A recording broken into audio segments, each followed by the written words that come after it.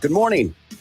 It's the Big Mad Morning Show, 918-460-KMOD. You can also text BMMS and then what you want to say to 82945. Listen online, the website that rocks, KMOD.com. Past shows are available on iTunes. Search under BMMS. Listen with your cell phone. Get the iHeartRadio app. Available from the App Store of your cell phone provider. More on that at iHeartRadio.com. And we're on Facebook. Facebook.com/BMMS69. That's where you can hang out with us each and every day. Good morning, Lindsay. Good morning, Corbin. Good morning, Gimpy. Well, good morning. Giving away tickets for Clutch and Giovanni and the Hired Guns, who will be at the Canes in August. Woo-hoo! That's happening at 7:30. We've got listener emails. We've got to tell the truth. And one of the jewels of our city, Rumble and Roll, is happening. If you are a motorcycle rider, you have to do this. Yes. It is a very cool event. We'll explain that coming up. And our first patio party of the year is Friday, 5 to 7 at the Stumbling Monkey, 91st and Yale. And $2.50 Miller Lights. And we'll have swag for you as well. And we are qualifying people for our new contest, Golf and Beer for a Year. Listen every hour with us to qualify and win a case of Corona Premier Light Beer and a round of golf for two at Birdie Bay every month for the next 12 months. And we just qualified Lee Bauckham. You got it. Of OK. Okay? Okay. So another chance every hour with us only to get qualified for Golf and Beer for a Year from Corona Premier Light Beer and Birdie Bay, where it's always golf weather. Yesterday, Apple had their annual event, and they announced these vision goggle things, and they're $3,500. $3,500. Yeah. I won't be getting them. I'm good.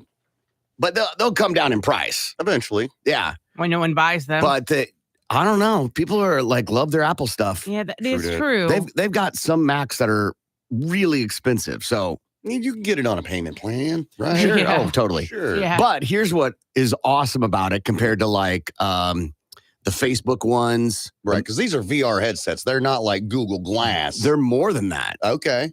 Dude, you can control things with your eyes.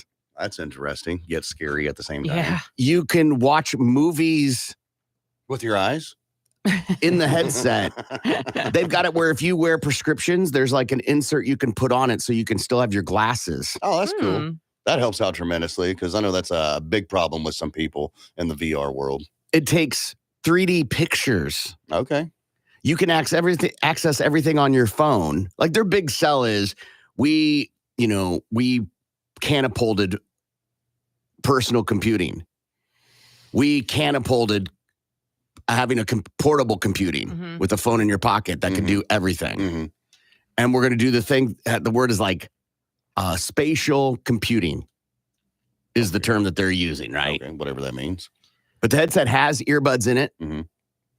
It does all the adjustable things. They're weird as F, man. Like they're super weird. So I know it's stupid, but these are really like at home only, right? Or No. are they expecting No, people you to can walk see through them. You can see through them. So you're going to have people walking around town, walking Yes. around the mall, walking wherever. Yes. The state fair with these giant ass goggles on, Yeah. not paying no damn attention because they're too busy watching Real Housewives. Yeah. No, I hear you. People also said I'm not giving up my horse for a car. So Right. It just seems weird. it is totally weird. It seems like a lot to have on your face just to be walking around. If you're in the living room. Said the cavemen. That feels like a lot to be wearing. I'm telling you, they had it right, man. They had a loincloth. You. And in an Oklahoma summer, we all know that a loincloth is ideal. No, we attire. don't. No, we don't know that. Well, now you do. We don't know that. I'm I'm going to bring it back. I'm going to bring back the loincloth. Well, you do that on your own time. I'm going to start a movement. The loincloth Don't movement. start a movement. Yeah, please. Don't start a loincloth movement. I am. I think you can get fired for that now. You think so? That's something you don't really think about.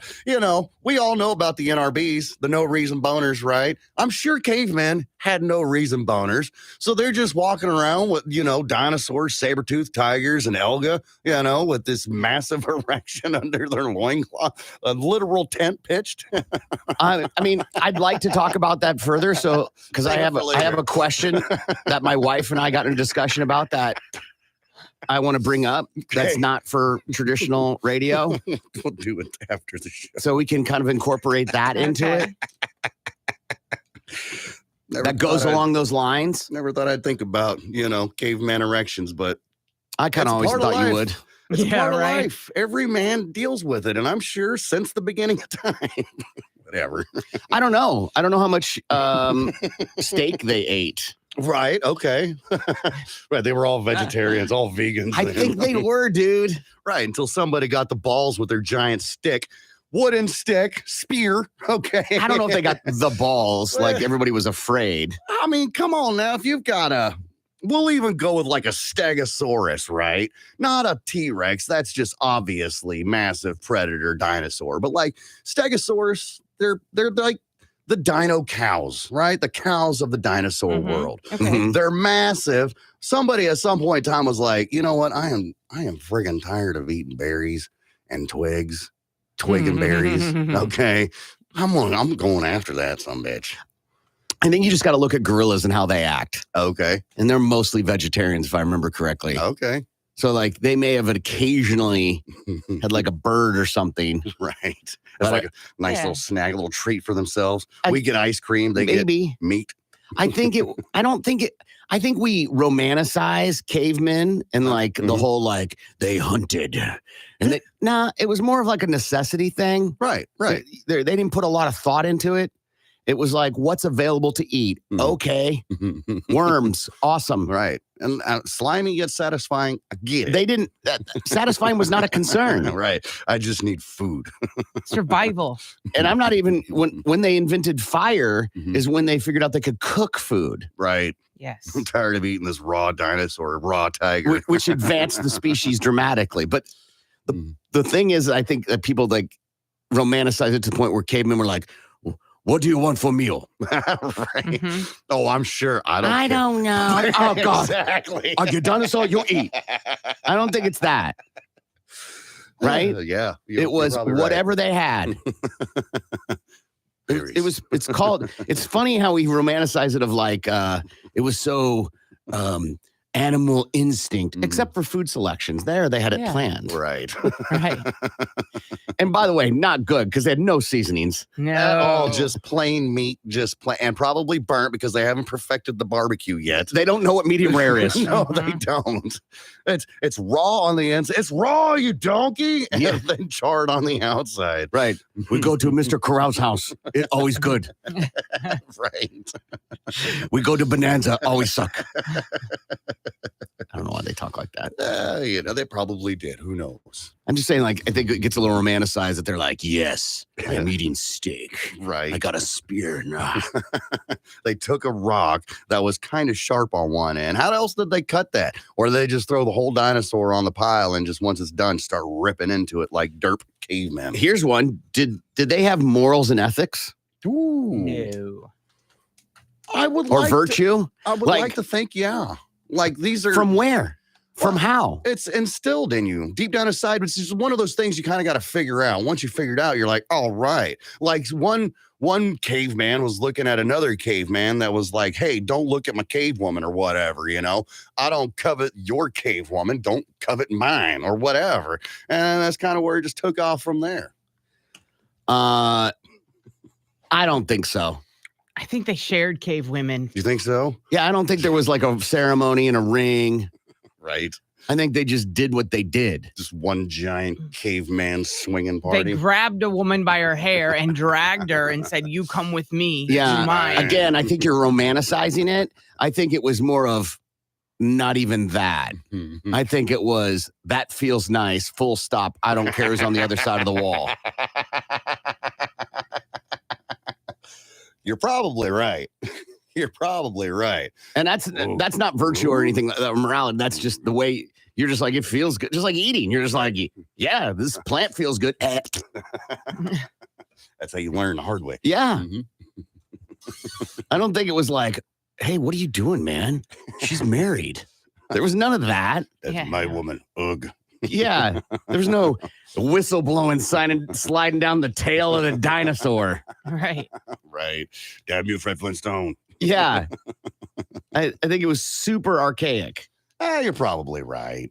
You're probably right. But I would like to think. Why? Why not? Why doesn't that create a false sense of hope and reality? Not necessarily. Not necessarily. I mean, I don't know. We can always speculate on the future and looking at the past. You're like, we had to evolve. Obviously, we evolved, right? We walked around naked at one point in time in the beginning of time. Walked around naked, and somebody was like, To be fair, I don't know. "You're right. None of us know." All right. We weren't there to see it, but that's why we speculate. I like to think that we were naked at one point in time. And then somebody was like, dude, put that thing away. I don't want to see your schmeckle out here while I'm trying to hunt dinosaurs. All right, fine. What am I supposed to use? I don't know. Grab a leaf or something, man. Just cover that up. We only think people wore clothes because somebody drew a picture of Adam and Eve with a leaf over them. Right, Yeah. of course. The fig leaves. Yeah. Right? That's the only reason we believe that. Mhm. I find it hard to believe that somebody was like, hey, man, put your mouse back in the house. At some point in time, somebody had to, though. Yeah, but then they're going to be like, yeah, but the women, we don't want everybody to come. Right. Right? And then what it probably was is it started off with a jealousy sort of thing, right? Like, Caveman 1's looking at Caveman 2, and Caveman 1 is a grower, not a shower. Caveman 2 is a grower, and he's like, I can't compete with that. No. All the other women are, going to Caveman 2. No, there's a reason statues from like the Roman Empire and stuff like that, they all have small penises because Right. that meant something. Right. Being well engorged was not a compliment. Right, absolutely. So But I don't think there was like grower shower scenario. They were like, yeah. But that was Does in it work? Good for you. that Yeah. was in the Roman time, though. What about before Roman times? That's what I'm saying is Yeah. like that evolved from somewhere. Right. It isn't always like everybody wants a giant schlong, Gimpy. Maybe. Yeah. I You know what Gippy wants? I think it all started from jealousy. It's like, look at this guy with this big old honker. It's like, what about the rest of us over here? He's putting all of us to shame. And then that's why they built statues with everybody had small wieners, because it's like, look, like got this guy with the small wiener. I've got a small wiener. Look, we're one and the same. I'm just like, David. I don't think they bonded over penis size then. Maybe not. I don't know. I wasn't there, but I'd like to think that a lot of the, common bonds that we share today were deeply rooted in the past. Yeah, like motorcycle riding. No, I don't think so. Absolutely. No. Absolutely. No. Instead of motorcycles, they rode, Raptors or something. I think, because think about this, like the idea of a baby being born at that time and the complication. If you lived to 20, like high five, Mhm. Yeah. Right. right? And forget disease and whatever. Right. How'd they figure out not to drink the water they were going bathroom in? Do you see what I'm saying? Like, Yeah. Everything evolves and everything comes around. We So, all like, started somewhere. I'm just saying you can't have that mentality and be like, yeah, they didn't know that, but they did know jealousy. They figured out jealousy. It's like, what is this feeling that I have here? I don't like this. I feel angry at Tom, and Tom didn't even do anything. Tom is the classic caveman name. Calm down now. Is it? I think the classic caveman name is, Brute. All right. I don't think brute. There's no sound. It's grunts. Brute. Mm. Yeah. It's Gimpy's get off my lawn sounds. I mean, if people Yeah. talk about, their animal instinct, that's probably the most natural animal instinct humans do is they're like, I'm embracing it. all right, listen, we've got tickets to Clutch and Giovanni and the Hired Guns. We've got listener emails. We've got to tell the truth and more qualifying coming up for golf and beer for a year. We'll be back. The Big Mad Morning Show. Way. And not, I don't know, traveling down the highway. The police report said they threw him out of the car in his driveway with like a bag of garbage. That's what the report said. Like a bag of garbage or with a bag of Like garbage? a bag of garbage. Okay. Yeah, that sucks. Yeah. But he's alive and he is at his house. All right. the proverbial question. Uh-huh. How many days off does he get after being kidnapped, tortured, thrown in his driveway like a bag of garbage? How many days off do you get from something like that? These are bonus days. You're not using vacation or sick days. We're just going to go ahead and give you some time off to recoup. Yeah, we as a company empathize with that crazy situation. Mm-hmm. You get some days off to recover. That happened on a Friday, the 21st of last Friday. Lindsay. So, does he have wounds? Like when we say he's tortured? Irrelevant. Let's not ask questions. Well, give him. How many days does he get off? He's been robbed. He's been abused. Tortured, kidnapped, robbed, trust defiled. Mm-hmm. How many days? I want to give him 2 weeks. Okay. Because? Especially if he's got wounds on him, I want to let him heal up. You know what I mean? Like if he's got some bruising on his face. Bruising's like that. 3 days. Bruising isn't going to cause anybody else at work to get, some kind of infectious disease if he has one. No, that's true. I'll stick with 2 weeks. Okay, Gimpy. Good Lord, that's a lot of 2 days. 2 days. That happened on a Friday. You get Saturday, Sunday. I'll give you Monday and Tuesday. You bring your ass back to work on Wednesday. And if you've got gashes all over yourself, put some goddamn butterfly stitches on that thing and get your ass back to work. Take as long as you need. You're damaged goods now. If I get you back, you're hardly going to be the person. Whether you get 2 weeks or you're back on Monday, it's going to take a week for you to quell the office chatter. Right. So you're damaged goods. You're not coming back the same person. Oh, no. You're not going to remember whatever project you were working on. Forget about it. Right. Right? Yeah. So, yeah, I'll do the right thing. Take as long as you want, but let's start hiring the replacement. Oh, okay. He's done. Okay.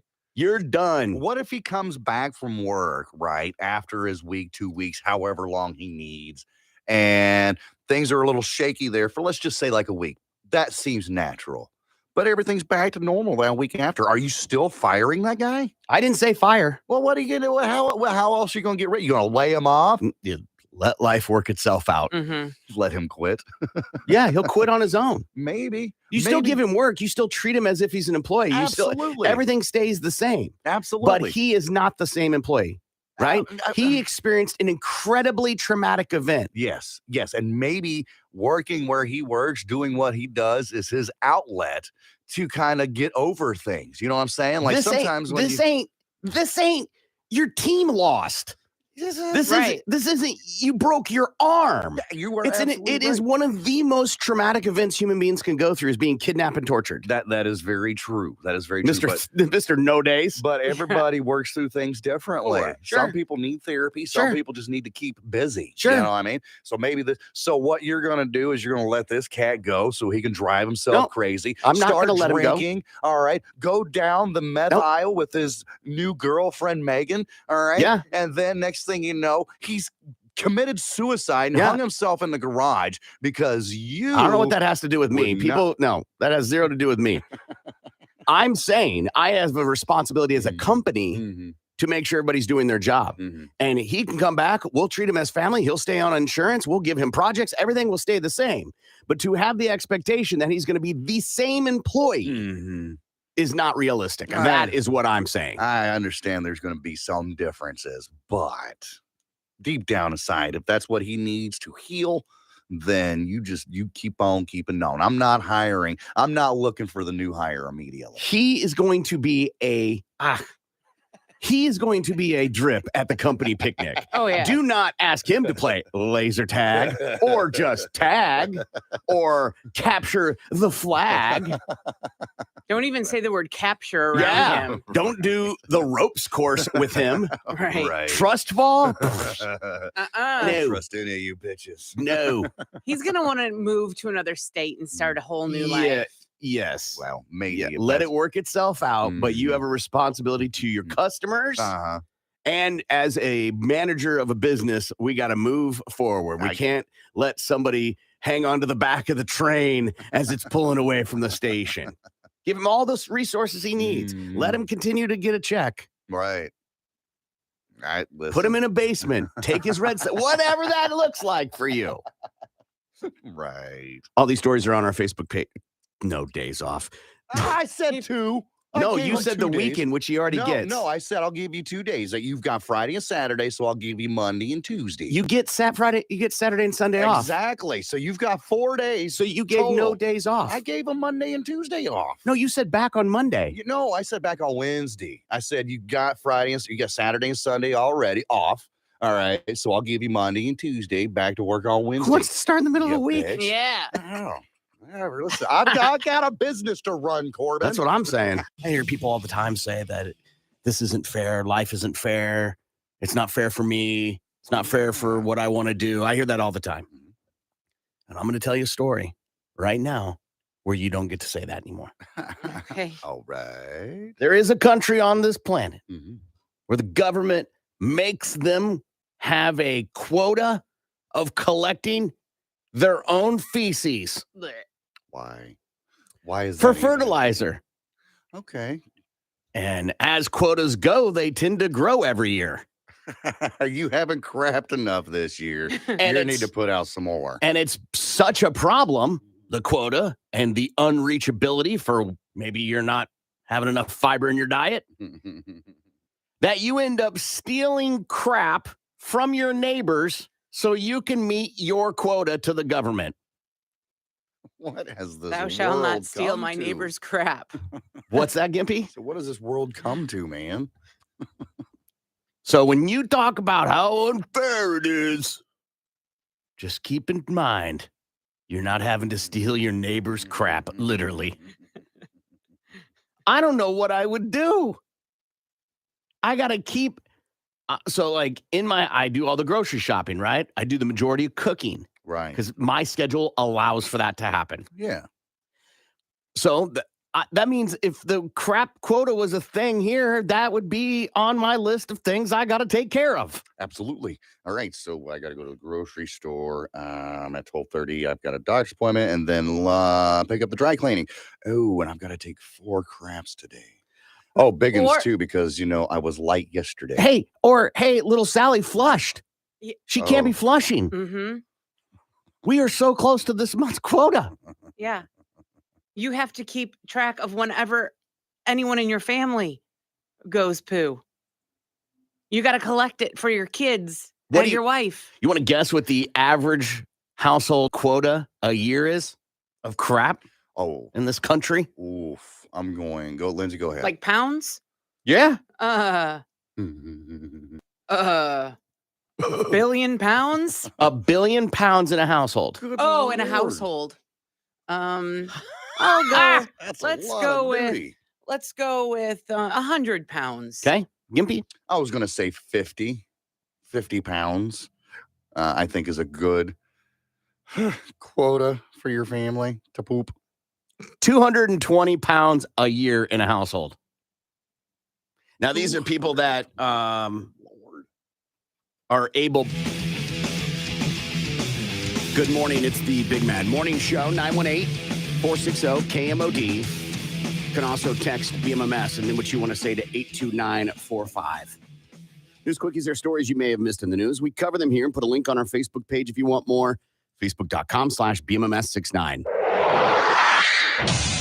It's time for news quickies, world news, local news, and news that just makes you say, what the Now here's Corbin, Gimpy, and Lindsay with what's going on. News quickies from the Big Mad Morning Show at 97.5 KMOD. Nurse catches witches holding a carcass eating ritual on security cameras.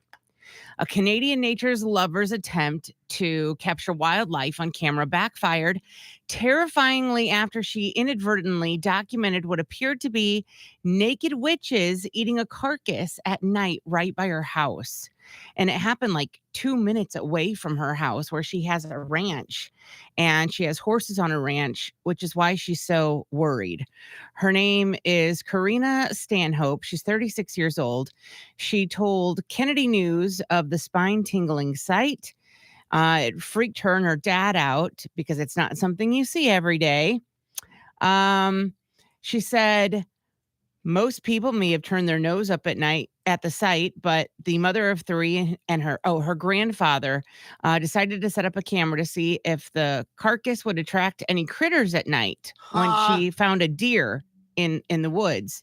And instead, she found 2 women who appear to be wearing dark wigs, and they're unclothed.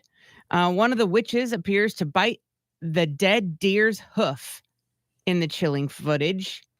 The photos taken just after sunset showed 2 disheveled-looking women with long black hair obscuring their faces, squatting over the dead deer and appearing to dine on its remains like something out of a horror movie. Not buying it. What was that? How would they find it? Find the deer Carcass. Implying these people are just wandering through the woods Right. on the reg. Right. Possibly. I mean, if they No. just stumbled across it. Yeah. Not naked. Yeah.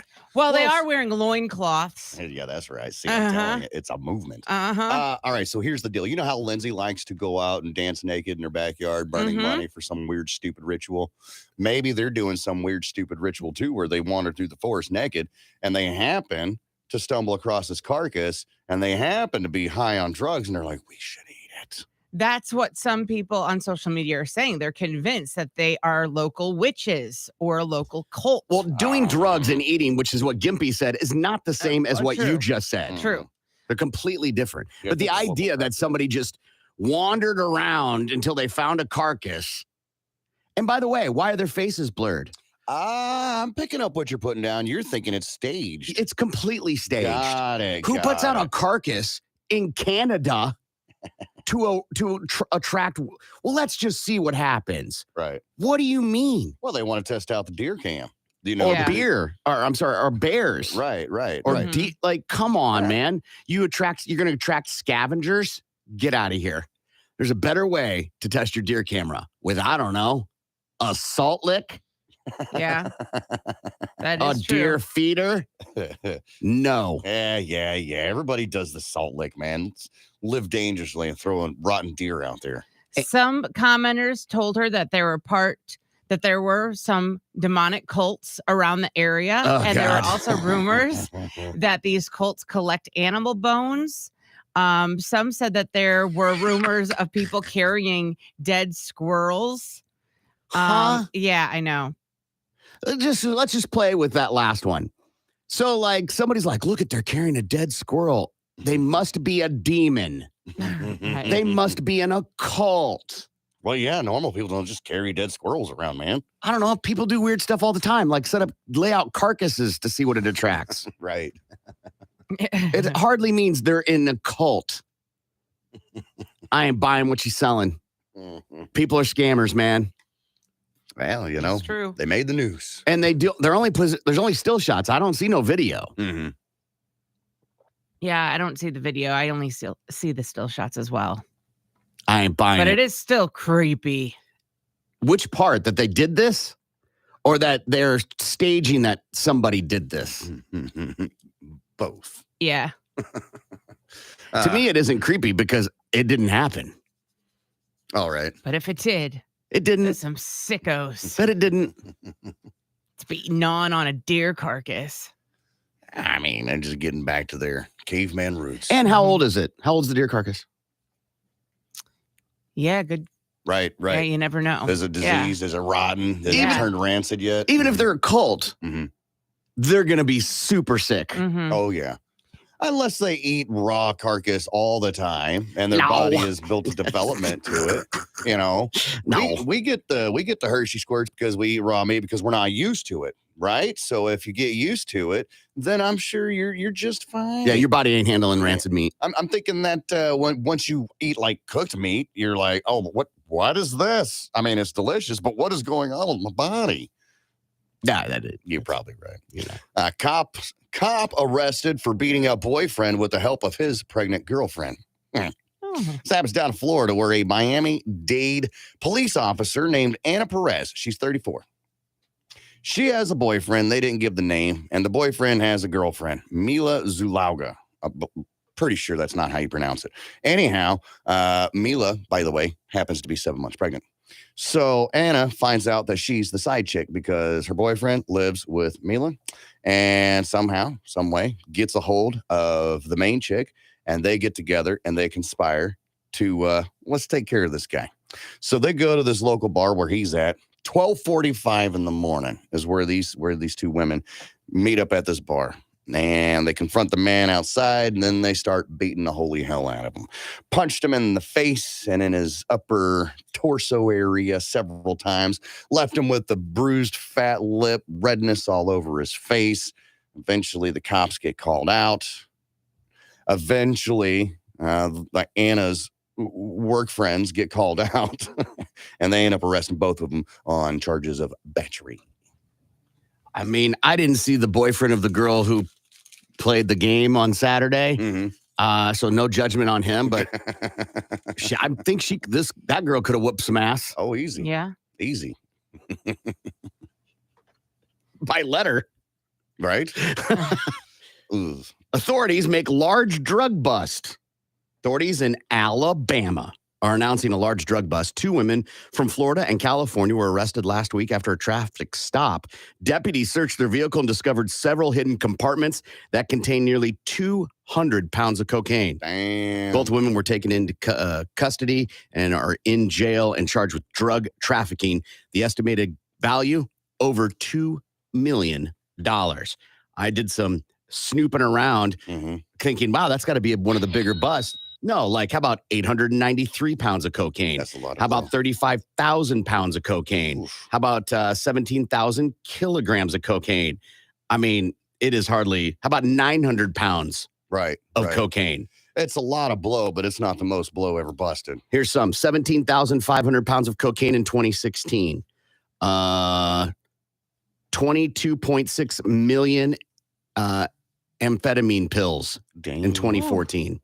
11,000 pounds of cannabis and 2,200 pounds of cocaine in 2016.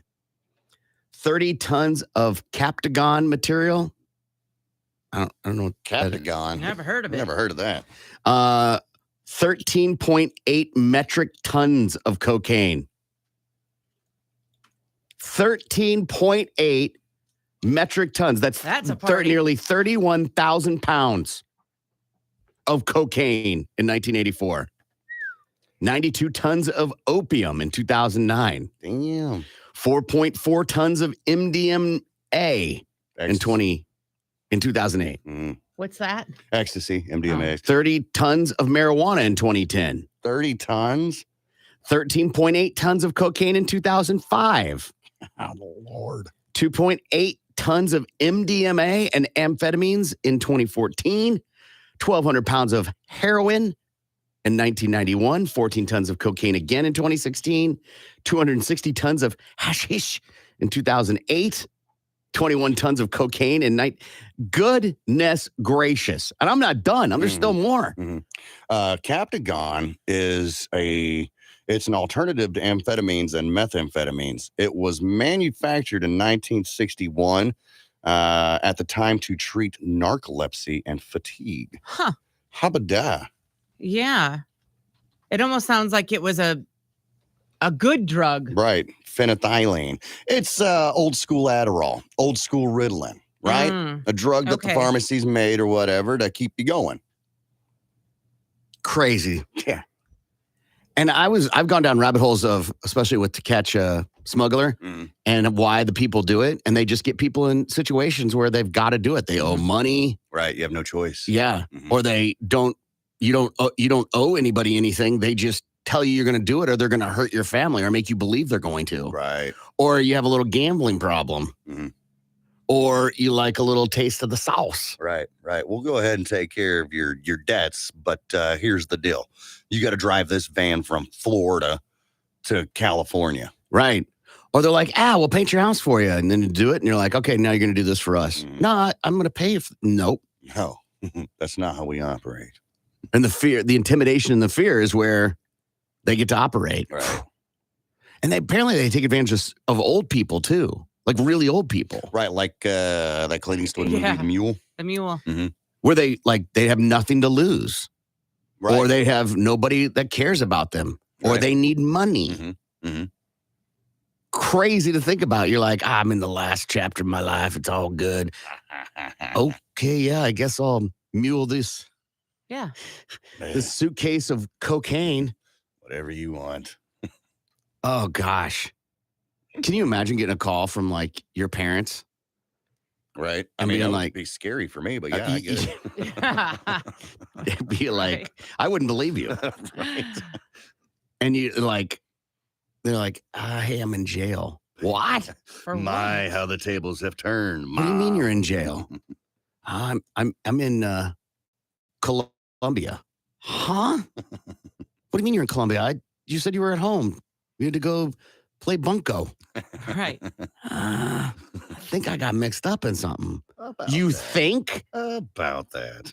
You think? Do don't you bail your travel? parents out of jail if they got busted in Colombia If as a drug mule? dude, if your parents or anybody you care about Mhm. is in jail in anywhere because of that, you're going to be financing your home to get them I back. guess you're right. You figured it out. I don't know. I mean, you try. Yeah, Do I jeopardize my home and my lifestyle and my family exactly. to get somebody out of jail? Yeah, yeah. And it's one thing for a friend or, a brother, sister, second cousin, whatever, But I mean, these are your parents. They're the I don't reason know, that you're man. here, man. It's one of those. Is this a first time offense or Totally. You're yeah. caught off guard. Yeah. Yeah. And they were like, I'm in it. I didn't do it. It's a misunderstanding. I don't know, Sure Gimpy. is. That's a fun question. Like, Mhm. I want to say yes, Right. but Do you do like your parents do you? I'll bail you out of jail one time. Yeah. That's it. But anything after that, you're on your own. listen, I have a rule. Well, I'll bail anybody out one time. Mhm. Anyone. Mhm. I have never thought of adding an ellipsis on the end of that. Uh-huh. But if I have to put a loan against my home Yeah. or put my home on the line to get you out, I ain't doing it, man. Yeah. Yeah. Everybody has a limit. But wouldn't this be one of those times where you go to your sibling? Like, thank God you have a sibling. You can go to them and be like, hey, we need to put our Both put our funds, houses down. put our funds together here. What are you talking about? Put your funds together. Well, If you individually have to put your home down uh-huh. to get a bond to get somebody out of jail, what funds would you have to combine with someone else? Because we're talking at least $100,000, Right. Uh-huh. if you're putting your home down, at least. Mhm. So you have $50,000 that you're going to combine with your sister or your brother, just laying around. Right. No. Yeah, I'm sorry, Mom. You're gonna have to sit in jail for a while. Ooh. You're gonna have What's to your ride this birdie down account or through whatever? Oh, Like, it. Right. Your JPay. yeah, I'll get you some ramen. I'll visit you. I'll send you. We'll figure it out. But Thanks for all the love and raising me up. Here's some little Debbies. I mean, I'd like to think I got them out, but even if my spouse Mm-hmm. was in jail for like murder, Mm-hmm. do I get them out? Right. That's. Well, I think murder's a little bit different than being. It wasn't a me. mule for the Was it cartel. self-defense? Uh-huh. But it wasn't me, Right. because you're gonna believe them. Yeah. But it's like, hold on, I got to DEF this. Just you're not going anywhere anytime soon. Just sit back. Let me think about this. Can I have a minute? Right. Lord knows you got plenty. All these stories are on our Facebook page at facebook.com/BMMS69. Tulsa's morning. Lindsay, I'm not going to read the whole thing, but basically they want to know, are any of them still single? I'm 5'2", 120 pounds, pleasant on the eyes, and very capable of intelligent conversation. For the record, if you write that in there, I know you're not. Just saying, because if you were, you'd say something intelligent. Yeah. What do you think, Lindsay? How do you find a well-endowed man or person? I don't know. Oh, your I poor mean, husband. I would say I found mine. I'm There, not looking. too late. Yeah. All right. What's done is done. So I would say maybe join a matchmaker. Ask a matchmaker to help you out. I feel like that would be something that would be on a matchmaking site. Right, but don't you think there's room for fibbing on that? Yeah, You get to definitely. embellish a lot on those. Mm-hmm. Yeah. Picture of you and a dog, and they're like, oh, where's your dog? I don't have a dog. Mhm. Oh, there's a picture of you on your dating profile. Yeah. About that. That was my friend's dog, and I Yeah. thought I would just, It's a great picture of me. bring you in. They do say that people with dogs in their profile pictures Totally. get lots of hits. you want to, if you're a single guy, there are two ways to pick up women, in my opinion. Mm. A dog in a park. Mm-hmm. Go to a dog park. You will find probably a woman with a dog. Mm-hmm. Sure. I hope so. Offer Yeah. to pick up your friend's kids at school where you have to walk in. Oh, yeah. Single mom, single dad. Just saying. Right? That would be the way to do it. All right. But Lindsay, well endowed. Yeah, I would say get on a match. Hire a matchmaker. Hire a matchmaker. I don't think you're ever going to just find someone well endowed unless you are looking on someone's OnlyFans page, maybe. I would say a guy that has some junk is going to start his own page if he's single. Gimpy. I don't know.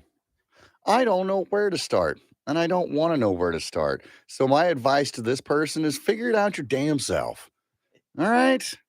Go find somebody and ask them if they got a big schlonger. And if the answer's yes, then okay, well, you're going to have to figure it out for yourself. But then there you got your answer.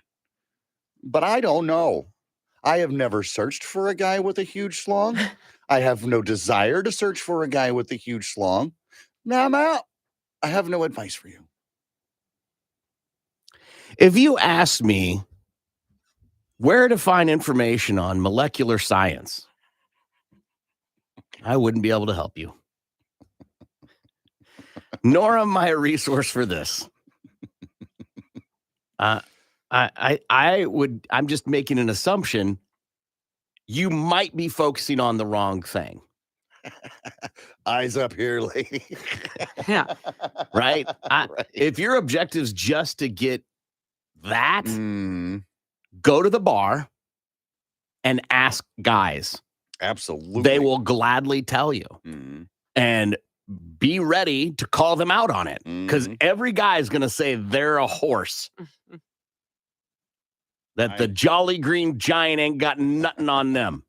When I had first pierced mine way back when I was in high school, you're proud of it. And I was talking to this gal, Amber, I think is what her name was. And I was telling her about it. Oh, yeah, penis is pierced, did it myself, blah, blah, blah. Now, let's sit. Okay. So I had no choice but to present myself to her. Oh, it just goes to prove his point. You're going to have to be prepared for them to, whip it out. Yeah. You're going to have to be very assertive. Did you end up sleeping with her? No, I didn't. Interesting. Why you say that? I asked for the dessert tray. I'm getting dessert. Not if it's ugly. I don't know anything about that. Mind-reading brain implant allows man to talk again. A 36-year-old patient who's being known as Pancho is the first person to try a mind-reading brain implant that lets him, quote, speak. He was paralyzed from the neck down by a stroke at the age of 20, and the device has allowed him to communicate at around 7 words per minute, despite only being able to move his eyes. After all that time, he did have something important to tell the researchers. They put the implant in. What do you think the first thing he said was? Hello. It's fantastic. I'm obviously asking because it's not hello. Can I get a churro? I'm hungry. Not far off. Uno cerveza, por favor. I think they're just calling him Pancho. Not sure of his ethnicity. Just saying. Why else would they call him Pancho? This hospital food sucks. Nice. Well, I mean, he's speaking the truth. He's like, if I could just tell him about the hospital food. Guys, I think it's working. He's about to say his first words. Everybody gather around. The hospital food sucks. Because it's a robot, right? Uh-huh. Okay. Somebody get him an In-N-Out. Yeah. All these stories are on our Facebook page at Facebook. Not I love you, not thank you, Right. not This is incredible. Yeah, none of those things. What's Hey, that I've been say waiting 16 years to say something. None of that. What's it say about the hospital food if it's that bad? Like all that overshadowed by the hospital food. I mean, you kind of want to go, hey, it's just one guy's opinion. We all know. But he's been in the hospital 16 years. He's been like, oh, God, if I ever get the chance to talk again, this is. I'm going to read this headline. This is real. Horses sue the federal government over them being exiled to an island. Did you get that from The Onion? No. Horses Hired a lawyer. Uh-huh. And they're like, hey. From what Mr. Ed. I know you want to say nay, but I mean, so they're suing the federal government and the national park. Win Today and Jelly Donut have brought a lawsuit by just kidding. That's okay. I was gonna say horses always have like stupid names. Right, right. They never end in E like a dog's does. Right. Anyway, a lawsuit brought by two animal rights groups, an environmental activist, and a woman who lives on Georgia's Cumberland Island, names a group of non-native wild horses as plaintiffs. The lawsuit claims the horses have standing to bring a suit in their own right. The suit argues that the habitat surrounding the animals on Cumberland Island's national seashore has been gradually damaged by the horses and that the government should move them off the island. Okay, so the horses are suing to stay on the island?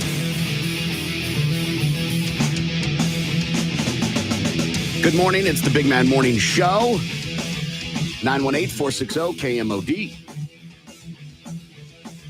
Let's go ahead and see what Lindsay has for Balls to the Wall Sports.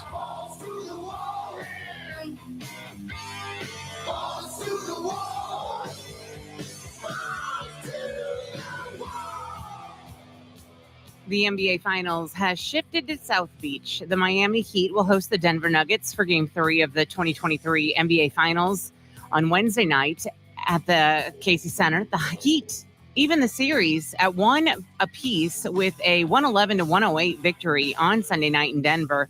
Miami star duo of Bam Adebayo and Jimmy Butler both totaled 21 points in the win. Denver's Nikola Jokic led all scorers with 41 points in Game 2. The Nuggets are now 0-3 this postseason when Jokic scores 40 or more points. Tip-off is set for 8:30 Eastern on Wednesday. Kyrie Irving is reportedly asking LeBron James to reunite with him in Dallas. According to The Athletic, the Mavs point guard has reached out to James about joining him on the Mavericks. The report comes despite Irving not currently being under contract with the Mavericks and James still having 1 year left on his deal with the Los Angeles Lakers. Irving and James were teammates on the Cleveland Cavaliers from 2014 to 2017, winning a championship together in 2016. One member of the Colts is taking a gamble with his career. The NFL is investigating an Indianapolis Colts player for possible violations of the league's gambling policy. The team said in a statement, "We are aware of the NFL's investigation and will have no further comment at this time." The news comes after a report by sportshandle.com cited an investigation into a Colts player's pervasive betting, including wagers placed on his own team. According to Sports Illustrated, the player in question is cornerback Isaiah Rodgers Sr. And that's your Balls to the Wall Sports. I'm Lindsay on 97.5 KMOD. Powered by Miller Lite. The one time. It's a team. A team. A team of horses. I think the same goes for mules too, right? Think about like Borax and 1,000 mule team. Sure. So learn something new. A team of horses. I feel like the defense attorney is gonna be like, "This is a piece of cake. We'll just ask them. Right. We'll put them on. We want to call them as a witness." I would like to call my first witness, Starlight. I want to call my first witness, Winning Streak. Right. I would like to call my second witness, Mama's Little Helper. He's a good little horse, aren't you? Right? I want to call my first witness, I'm with Bloat. Right. These are actual horse names. I'd like to call my first witness, Jesus versus God. Fight. Oh, geez. It's an actual horse name. Wow. I'd like to call my second witness, Fred.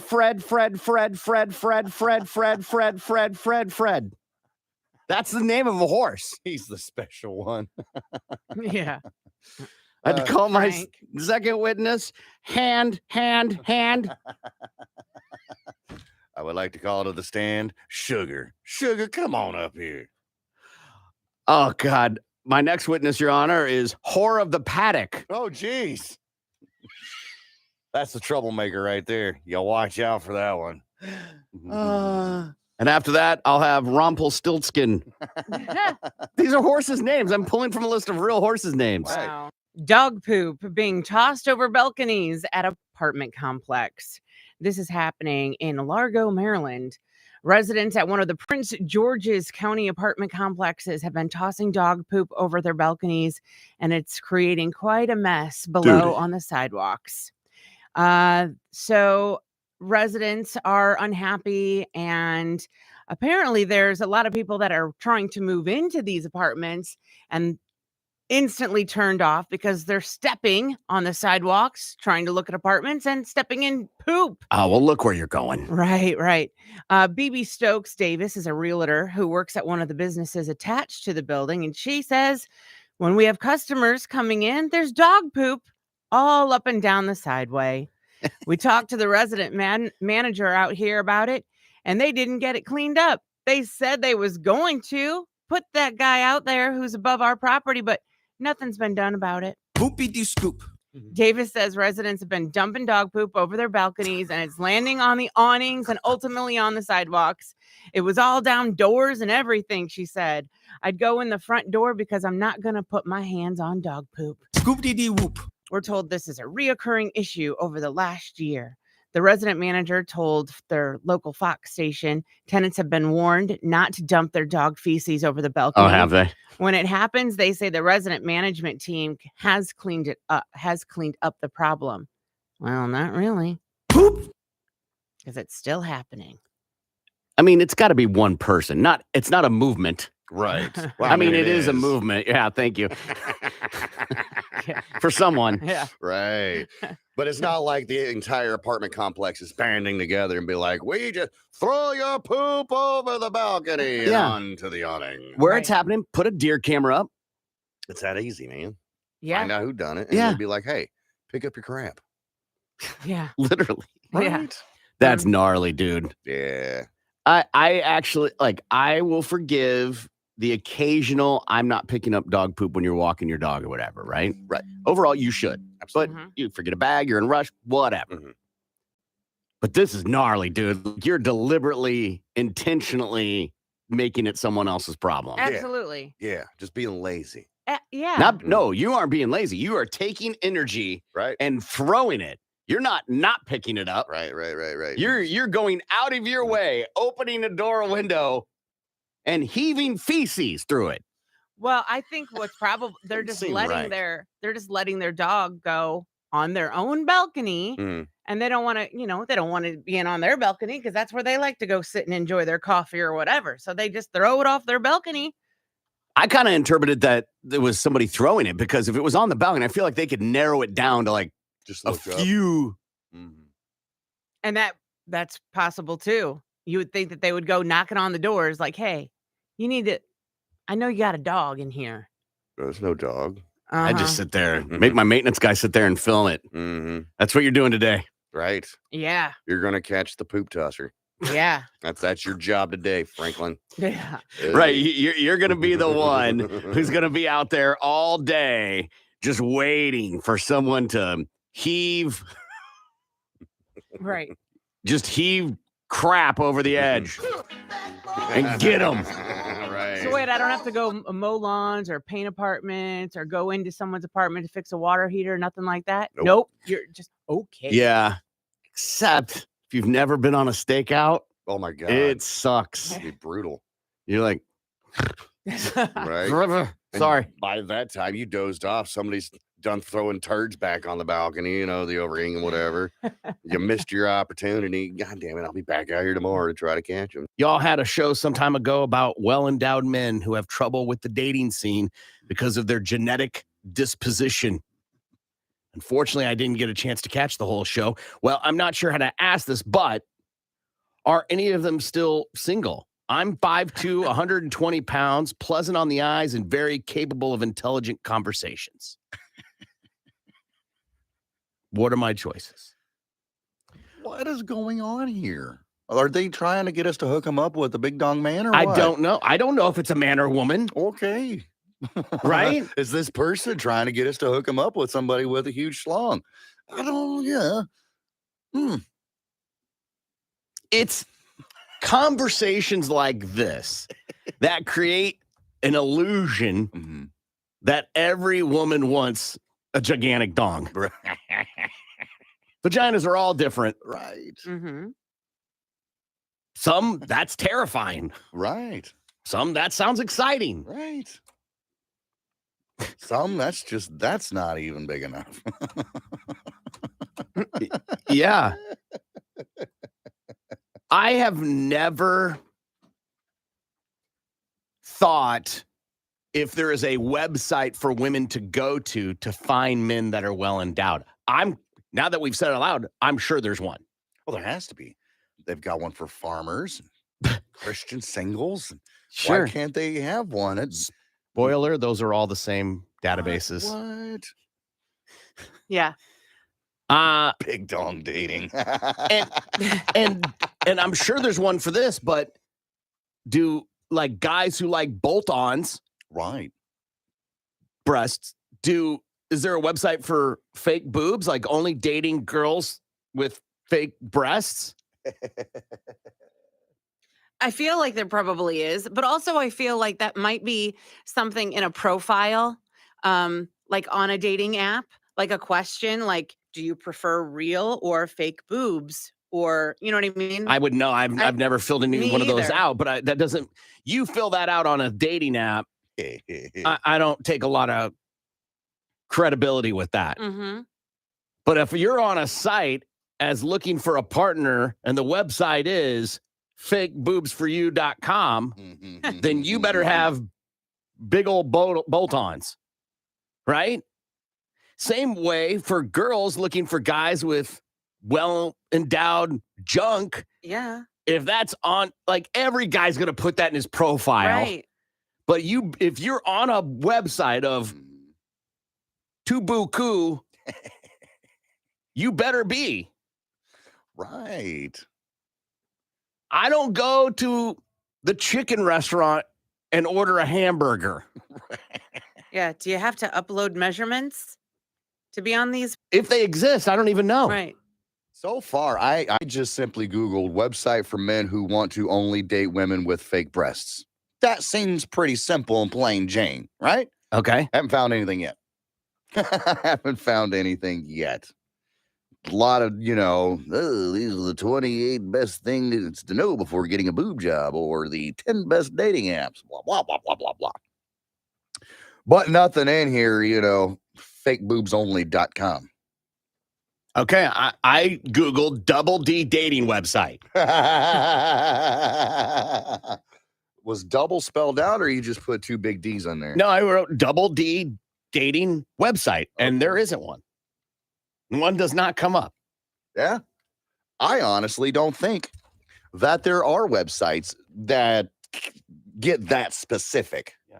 So KMOD, Kirk Hunter of Muskogee got qualified for golf and beer for a year. Yeah, we're qualifying people every hour.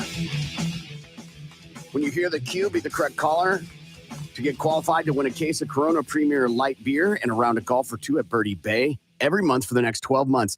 But you got to hear the cue and get qualified. Another chance coming up in 54 minutes. Good morning, Lindsay. Hello there, Corbin. It's pretty cool that Carrie Underwood is touring with Guns N' Roses on select dates. Also, the Pretenders, Alice in Chains, Dirty Honey, and you can win a trip to see them. You pick the tour date, and we take care of the rest. You can win this trip. Go to the website that rocks the sign up, KMOD.com. Until she finds out they're never on time. Good morning, Gibby. Truth. Hey, good morning, Corbin. Hey, we're going to have our very first patio party of the summer this Friday at the Stumbling Monkey, 5 to 7. Come on down, 250 Miller Lights, and you can get signed up for this Miller Lite grand prize thing we're giving away. There's this video footage of this person. They're getting married.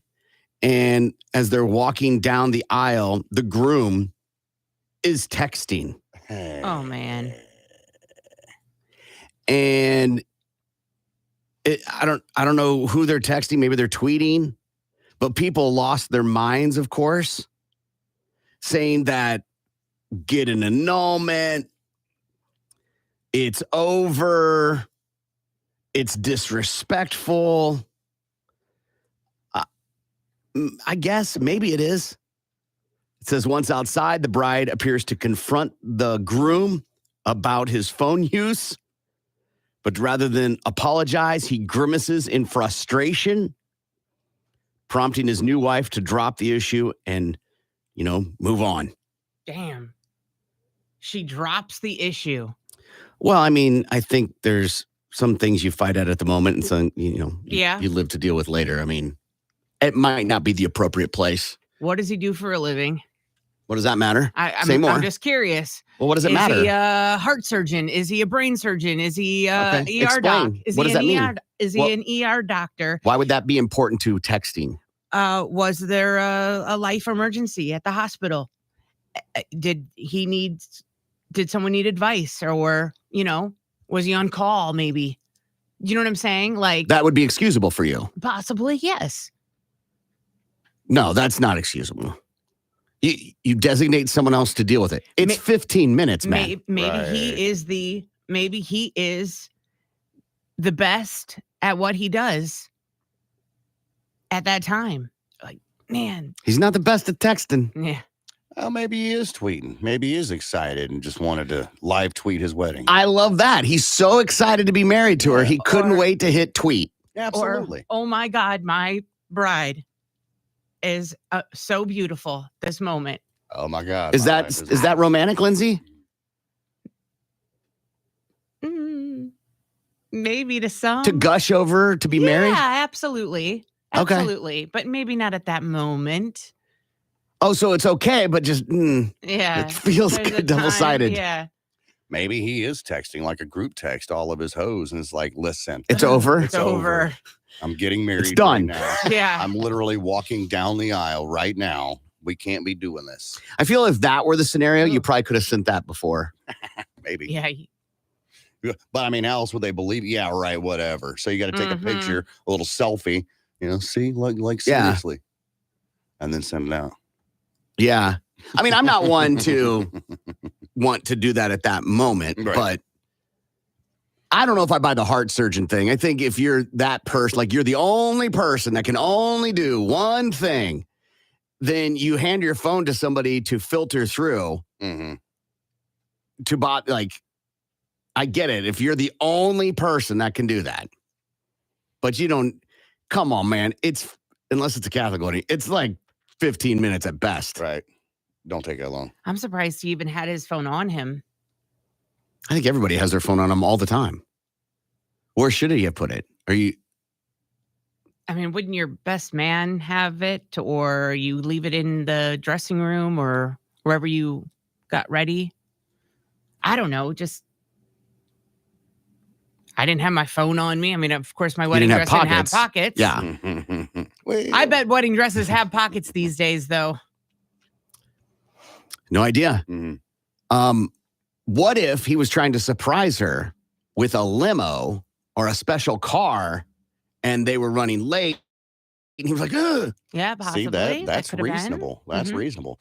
Because you want to get in said ride as soon as you walk out. You want to make sure that, your friends have, tied the cans and shoes to the bumper or whatever. Right. And taken shoe polish and written on the back of it. Or she wanted doves being released at a certain moment or fireworks or something. Right. And they were wedding planning their own wedding. Yeah. They didn't have somebody to handle all that stuff. Yeah. And that's a possibility. At the same time, you probably could hand it off to somebody else. Hey, I'm expecting a call from the limo service or, right. Jack with Jack's Fireworks or whatever. Right. Hey, can you handle this for 5 minutes? And maybe they said no. Yeah. It's a giant leap to it's over. Absolutely. Annulment. Where I think it is not an appropriate place to be texting. Even if they are dealing with the things we explained, bitches or hoes, also fireworks, you could pass that off to somebody. Yeah. Or what if it's like the show we watch, Love is Blind? there's certain people on that show who never get acceptance from their family about the decision of being on that show, going on to the show and meeting someone blindly and making that decision to marry them. There was a contestant on the show this year who the mom never wanted to be on and said, I don't want you to do this or whatever, and I don't want to meet your new fiance or whatever. But what if it was one of those types of situations where at the very last minute, it was a text from a loved one that says, you know what? I accept what you're doing. You have my blessing. And maybe That's a glance, isn't it? Instead of like a full-on stare. Yeah. This guy's walking down the aisle texting. Yeah. It's not out of the realm of possibility he's got an addiction. Mhm. And I'm not saying like gambling or anything. Like a phone that. addiction? Yes. Like a TikTok addiction, Facebook addiction, tweet. Dude, if he's just swiping and just God. looking at what, that's cold. So disconnected walking down the aisle where your addiction has taken over so much you just can't. I can see that happening. Yeah. What's another place that isn't appropriate to be on your phone? Because I hear stories of like, and I'm just saying it this way, women being on their phone during sex. That's weird. Yeah, that's definitely inappropriate. That's like next to, wedding inappropriate. It's like, come on. Am I that bad? Am I that boring that you're playing Candy Crush while, I'm trying to play Candy Crush? Right, exactly. If Kate Upton says, okay, let's have sex, but I'm going to be on my phone. Okay. That's why. I think that's why a woman would do it because. Right. Guys will do it anyway. Right. My response would be, okay, but I'm going to be on mine as well. I'm just filming it. Gotta show Corbett. Right. They'll never believe me. So I've heard the sex. Is there another place that it's not appropriate? I think the birth of your child. If you're taking pictures, because a lot of people do that, that's one thing. But to be doom scrolling like this guy is while your wife is pushing out a 10-pound baby or whatever, girlfriend, baby mama, whatevs. I was on my phone while pushing out a 10-pound baby. So what are you doing? Waiting for that 10-pound baby to come out. Well, I'm talking like we're talking about giving birth, the actual giving birth. Right, not beforehand. Like you're crowning and I'm sitting there, on Facebook. Yeah. Right? Yeah. You're pregnant. I get it. Right. Jesus. You've been this way for 9 months. You think you'd be used to it by now. When both my kids were born, the nurses both times were awesome. And they're like, give me your phone. I'll take pictures for you. Wonderful. Yes. Yeah. That's awesome. Yeah. Besides, those photos are always weird anyway. The glue-covered baby, it's weird. Yeah. I get it. And they catch the mama in the worst looking condition ever. Yes. Sweaty as all get out. Hair's a mess. You got this weird gown on that God knows how many other people have worn. And they're like, let's take a picture. I've always thought those were weird. Like you are not in your best position right now. I think if I remember, one of the anesthesiologists was a big fan of the show. Mm-hmm.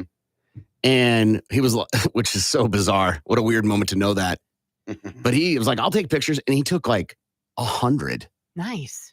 I didn't want to make sure you liked them. You had choices. Do you know me? 100? I know. I'm out. Right. Yeah. I ain't making it. The choice is none. You only need like 3, bro. I think dinner is not appropriate to be on your phone. Okay. I don't like a phone at the dinner table whatsoever, or breakfast table, whatever. While you're eating. While you're eating. Okay. That's a rule in our house, actually. It is in ours too. Yeah. To be honest with you, I haven't sat down with a family and had dinner at a table inside a house for damn ever. But like going out to eat or whatever, I don't see any problem. Oh, same thing. We're all just sitting there waiting, hanging out, chilling. Yeah. Get on your phone. No. Occupy your time. Talk. We're humans. Yeah. Let's interact. Yeah.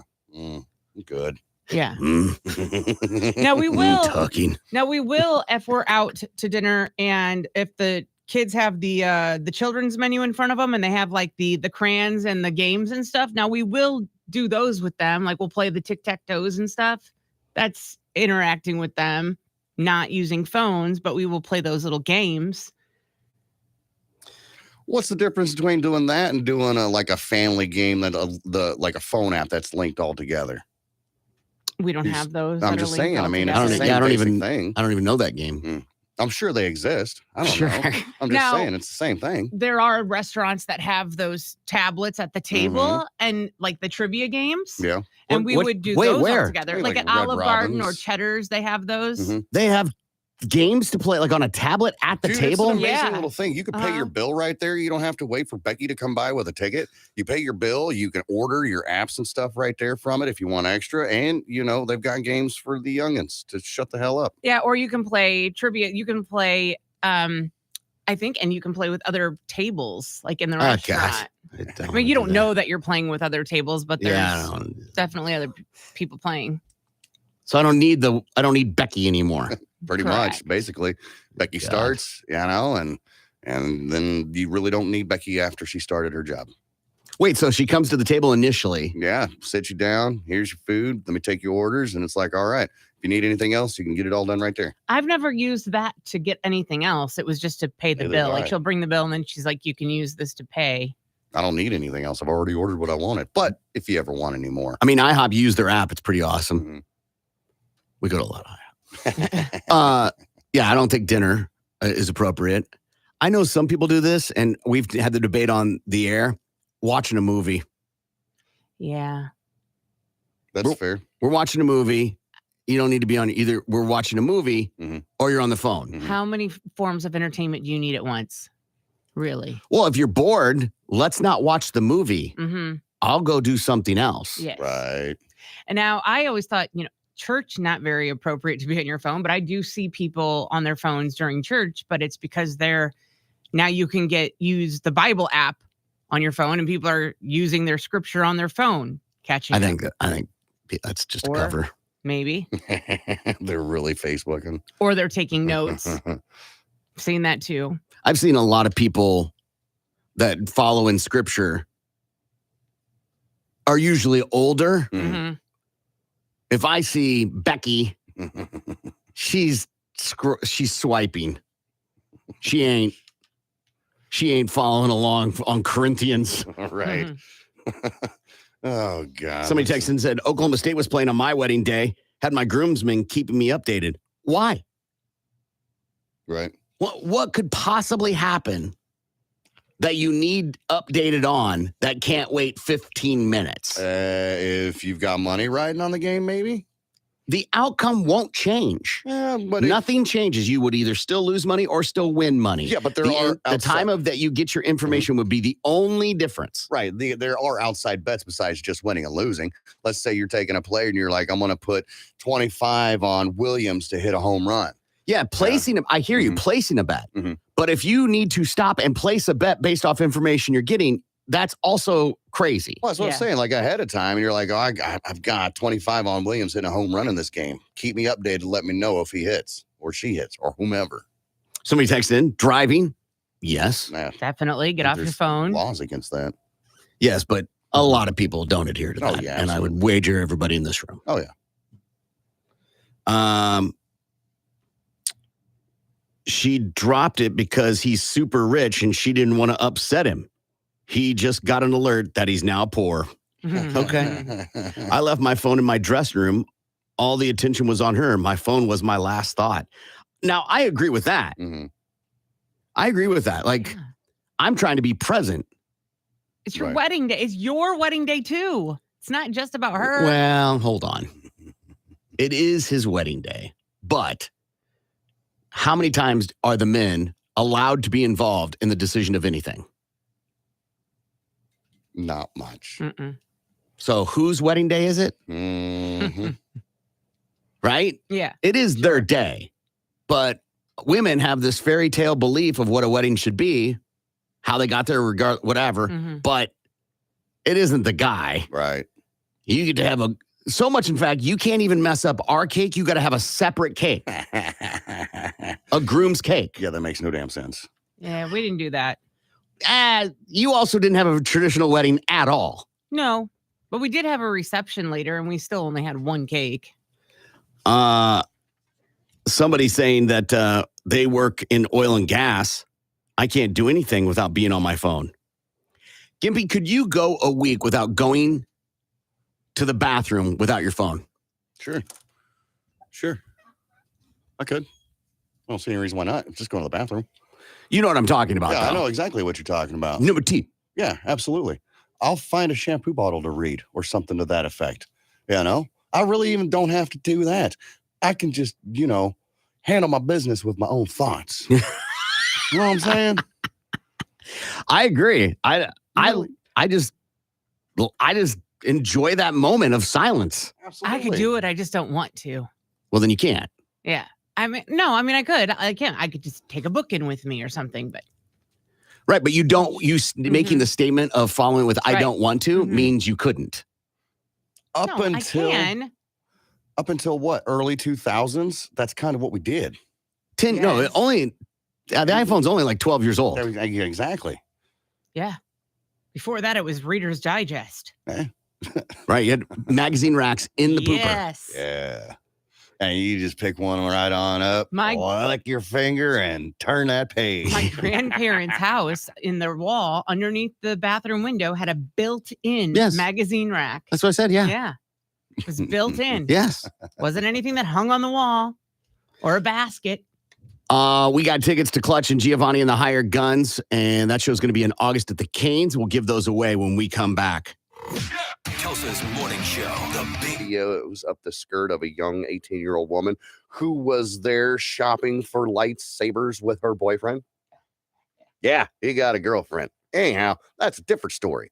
So the employee goes and tells the manager calls the cops come out and they talk to Jorge, and Jorge's like, yeah, man, I've been doing this for like 6 years. I've got like over 500 videos on my phone. Here, you want to see some? And he ends up sharing some of the videos with the police.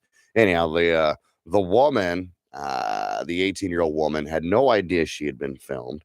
Old Jorge told the police that he does this because they're hard to find on the internet and that Oh my he uses goodness. them for gratification. Hey, he is an entrepreneur. Yes, he's helping out. He's providing a service. At Disney, we want go-getters, Yeah. solving problems. Yeah. Well, Jorge got popped for video voyeurism. That's what he's in trouble This for. story feels familiar. I know it's not the same story, Mhm. but I feel like we've read a story before about somebody doing this, but it was some other child predator thing or something, but it was like a janitor or somebody in the back. They say here's not the first time this has happened at the Disney World or whatever. It says back in 2018, Eric King, a Walt Disney World cast member, was caught using his phone in an employee-only men's room at Disney's Animal Kingdom and was charged with video voyeurism. Another member said that he was at the urinal when he noticed that Mr. King was filming him under the nearby bathroom stall. I'm kicking somebody. Oh, for No doubt. sure. And then here's a fun one. Yambao Zhang, a Chinese national. I'm sure that's not how you pronounce his name. He pleaded guilty to voyeurism in 2014 after he took pictures of girls between the ages of 4 and 7 Oh. while he was vacationing at the Magic Kingdom. Listen, I'm sure the Disney jail's awesome. Because that's where I would be going because I am assaulting an MFer. In No a doubt. heartbeat. In a heartbeat. I don't know if they're like, let's say I'm at the urinal, like taking a whiz, and I look down and there's a phone filming me. I'm just going to piss on the Yeah, phone. my aim's going to get Yeah, really for bad really sure. quick. Absolutely. Absolutely. Now, if I find out that you were videoing my little girls, that's a different story. The Huffington Post has a list of the rudest things to avoid when you're visiting someone's home, like things you shouldn't do, right? Mhm. Okay. Touching or moving things. Well, yeah. Oh, so like if I'm guilty of this though. Like if a picture I'm is shocked. if a picture is crooked hanging on the wall, I'll It's- straighten it Why? No. Why? It's not yours. Exactly. because I'm sure that it wasn't supposed to be crooked. You don't know that. Some people like things off kilter like that. I'll even mention it. I'm gonna fix that. Oh, that's rude. That's like, like the cliche of like a mom coming in, like, your pictures aren't straight. Oh, Jesus Christ, Ma. Another one. Expecting a tour. Oh yeah. You don't walk in and be like, give me a tour. No, I don't. I totally do. I because love snooping don't- around. Because I don't want someone to do that to me. Because what if your bedrooms aren't clean or the bathroom's not clean? Then they'll let you know. Yeah. Furthermore, Susan, they shouldn't be having company over if that's the case. Bedroom, maybe. Right? Bathrooms, though, clean that ass up if you're having company come over. Another one, overstaying your welcome. Right. How long? What's the good amount of time to stay at someone's house? Depends on what the activity is. Yeah, Let's say dinner. Oh, okay. couple hours. 2 hours after dinner. After 2 hours. So you show up at 6, 8, get out. Mm-hmm. Because now it's time for the family to wind down. Yeah. And start doing their own nightly routine. And I think it depends on who it is too. Mhm. Like you always know, I think, depending on which friend it is. Snooping. Oof. Yeah. Going opening the cabinet Yeah, you to don't look do through the that. medicine cabinet. You feel like you give the vibe that you do that. No, I don't do that. Okay, that's not an insult. I'm just saying Yeah. it gives a vibe. Why? What gives Because you're you that nosy. vibe? You're very nosy. What makes me nosy? Well, you'll walk into a room when a conversation's happening, go, wait, what are we talking about? Oh. Right? Yeah. Yeah. You love knowing other people's gossip. Yeah. I'll watch those gossip shows. No, I'm What talking they're like there personal for. gossip. I'm not talking about TV shows. Yeah, if we're here, I don't want to miss out on anything for sure. Yeah, that's nosy. Yeah. Bringing an uninvited +1. Yeah. Because now you're forcing the other people to like entertain somebody they don't know. It just makes Right. everything. Or don't Yeah. like. Exactly. And it's not your place to be inviting somebody else over. Feeding their dog. Huh? Oh, like table scraps or something? I think that's what they mean, Yeah. right? Yeah. Yeah. I can't imagine you'd be like, where's your chow chow so I can put it in the Mhm. bowl? Yeah. Some people do that. Some people think that because they feed their dogs table scraps or popcorn or whatever, Yeah. that they can do that with your dog. That's good that your dog's stomach has adapted to that. But now you're going to make your friend's dog crap all over their house because it's not used to that. Showing up empty-handed. I don't think that's that bad. I mean, do I have to bring potato salad every time I come over? No? Exactly. No, I always take something. Yeah. I always take a bottle of wine. Okay. Always, always. All right. I usually got my medicine on me, so that just works out perfectly. Yeah, but that's not extra, right? Like you said, it's like offering him a cigarette. Right. I don't have to share with you, though. That's the thing. I don't have to. Yes, but you're not going out of your way is the point, right? Listen, I'm the guy that goes to Walmart and gets the cookies for the potluck that we're having here at work, okay? You expect more from me? Yeah, I think if you go to someone's house and they're making, like, let's just say dinner still, Mhm. you got to take something. Mm. Yeah. I did. I brought Even my a appetite. dessert or wine, whatever. Yeah. Something. It's just manners, Gimpy, right? Right. Yeah, sure. No? Listen, y'all invited me over. Okay, cool. I'll come over and have dinner. That's all right. Doesn't mean I have to bring a bottle of wine or a 6-pack or a bottle of anything for that fact. That's that. Unless you say so. Hey, BYOB, bring a bottle, bring a side item. We'll get the main course. That happens to me a lot. We got the main courses. Come on over for barbecue, whatever. Bring a side item. All right, cool. Tater salad it is. I've never gone to someone's house Mhm. and like looked around and said to myself, that's so dirty here. Oh. Ugh, Wow. what do they have, lives?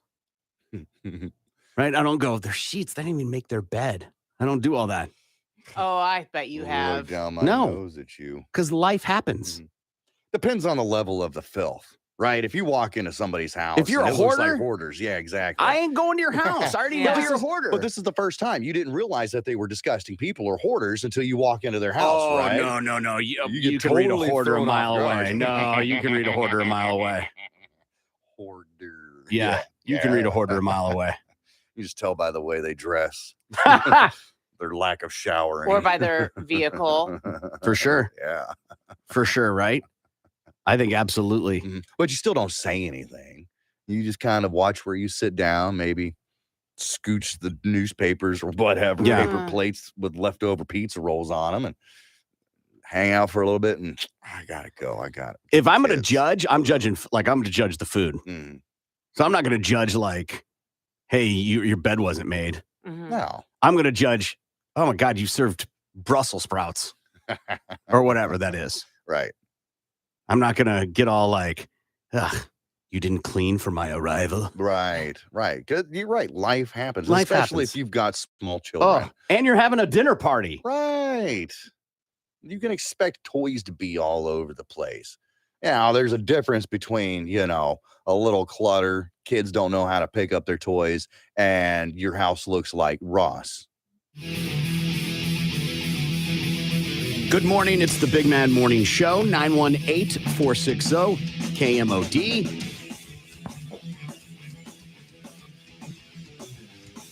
And we're going to give away some tickets to see Clutch and Giovanni and the Hired Guns. Let's go ahead and play a game. That show is at the Canes Ballroom on August 19th. We're going to play Sing Sing. The current record of Sing Sing is... Well, now, Corbin, looks like I'm in the lead with 8. You've got 6, and Lindsay has 4. Last week's winner was... Well, that'd be Lindsay. So Corbin and Gimpy. 918-460-KMOD. 918-460-KMOD. Call up, decide who's going to be your clue giver. Whoever gets the most right is going to get those tickets to see Clutch and Giovanni and the Hired Guns at the Canes on August 19th. Good morning. You're on the air. What is your name? Gabriel. Hello, Gabriel. How are you today? Oh, I'm doing good. I need to turn my radio down. That'd be great. Gabriel, who do you want to give clues, Gimpy or Corbin? Gimpy. Gabriel, 60 seconds are on the clock. Timer starts after the first clue. Are you ready? Yes, sir. Here we go.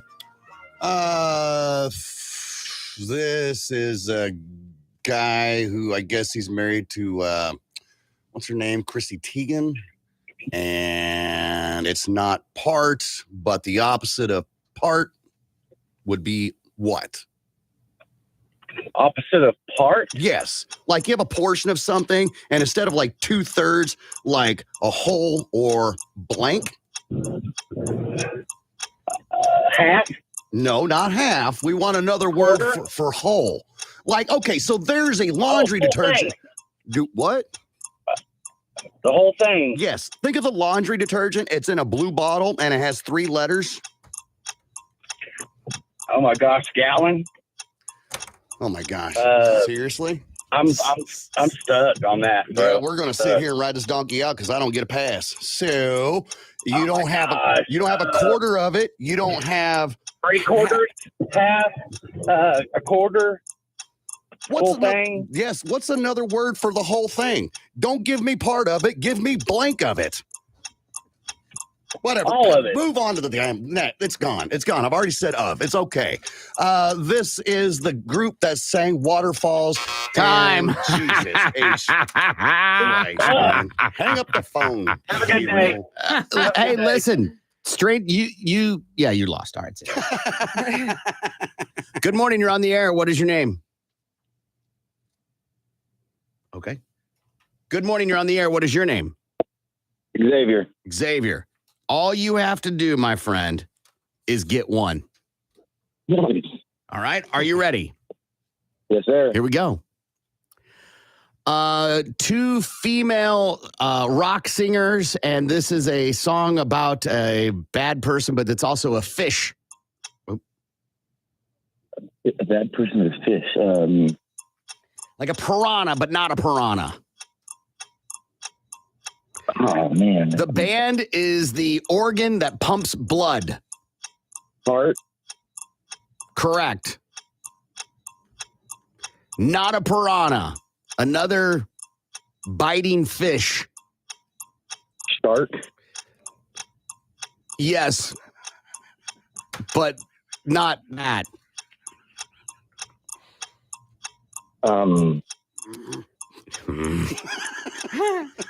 I don't even know how to get you to say this. What is the place you go to? This is part of the word. What's the place you go to where they have a drink? And there's a big oak what that's shiny and they put your beer on it. Put your beer on it. Cat? No, man. Time. Oh, thank you, Jesus. Xavier. I didn't even think of that. Yeah, time has run out, my friend. So you didn't win. I'm sorry. All righty. All right, buddy. See you later. Go ahead and show Gimpy mine. Holy. This is a song from a female rock group. It's a fish that has teeth. It's also a type of car, a Plymouth Hemi blank. Yeah, the car's a good one. Yeah.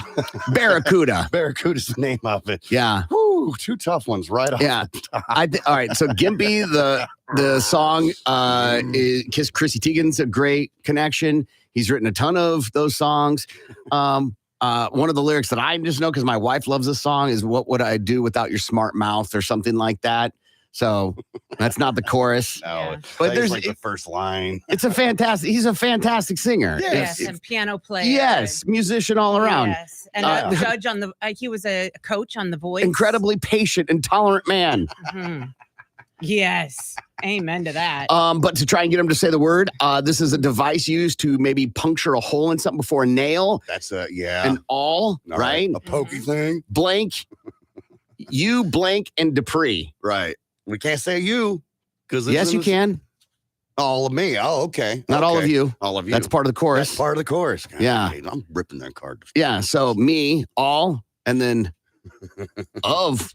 Yeah, is the other word you have trying to get him to say. I was hoping, like with the laundry detergent, the blue bottle. It's the only one that I can think of that's in a blue bottle. That's what we use at our house. That's a good clue. It's not good. tied. It's not gained, but you know. Right. More than half. Yeah. 3/4? Right. Not wrong. You're not wrong, but 2/3? 6/8? Right. All right, the record. Well, keeps me in the lead with 8, thank goodness. Keeps you with 6, keeps her with 4. Nobody wins. We'll be back. Tulsa's morning show. Could I say 11? Gimpy? What kind? Is it seafood or is it chicken? This is just the cheese. This is Just no the chicken, no. sauce Yeah. and noodles? Yeah. 0. Okay. Manicotti. So manicotti, for those who don't know, it's a ricotta. Mostly the time it's a ricotta-based filled noodle. Big ol' honking noodle too. It's a 6 for me. Okay. That's a 0 for me, dog. Okay. Stuffed shells. 6. Okay. Gimpy. 2. Wow. If that. I'm struggling for a 2, bro. Okay. That's fine. Yeah. Lasagna. 3. Wow. Gimpy. Who's making it? Whoever your favorites is. It's even my ma's lasagna. That would like rank like a 2 or 3 for me, and that's because it's mom's. So lasagna, just in general, Yeah. that's a 1. Chicken parmesan. Chicken parmigiana. 9. Never had it. What? Crazy. It feels crazy. Yeah. So that's going to be a 0 for me, dog. Oh my God, dude. Yeah. Chicken. Oh my gosh. Is it the eggplant and the? Nope. That no? one's good too. That's different. Okay. Yeah. I don't. All right. Chicken piccata.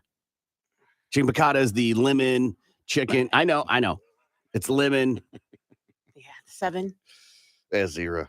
Oh my God. Like we went to that fancy Italian place for the boss that what was that last week, his lunch or whatever.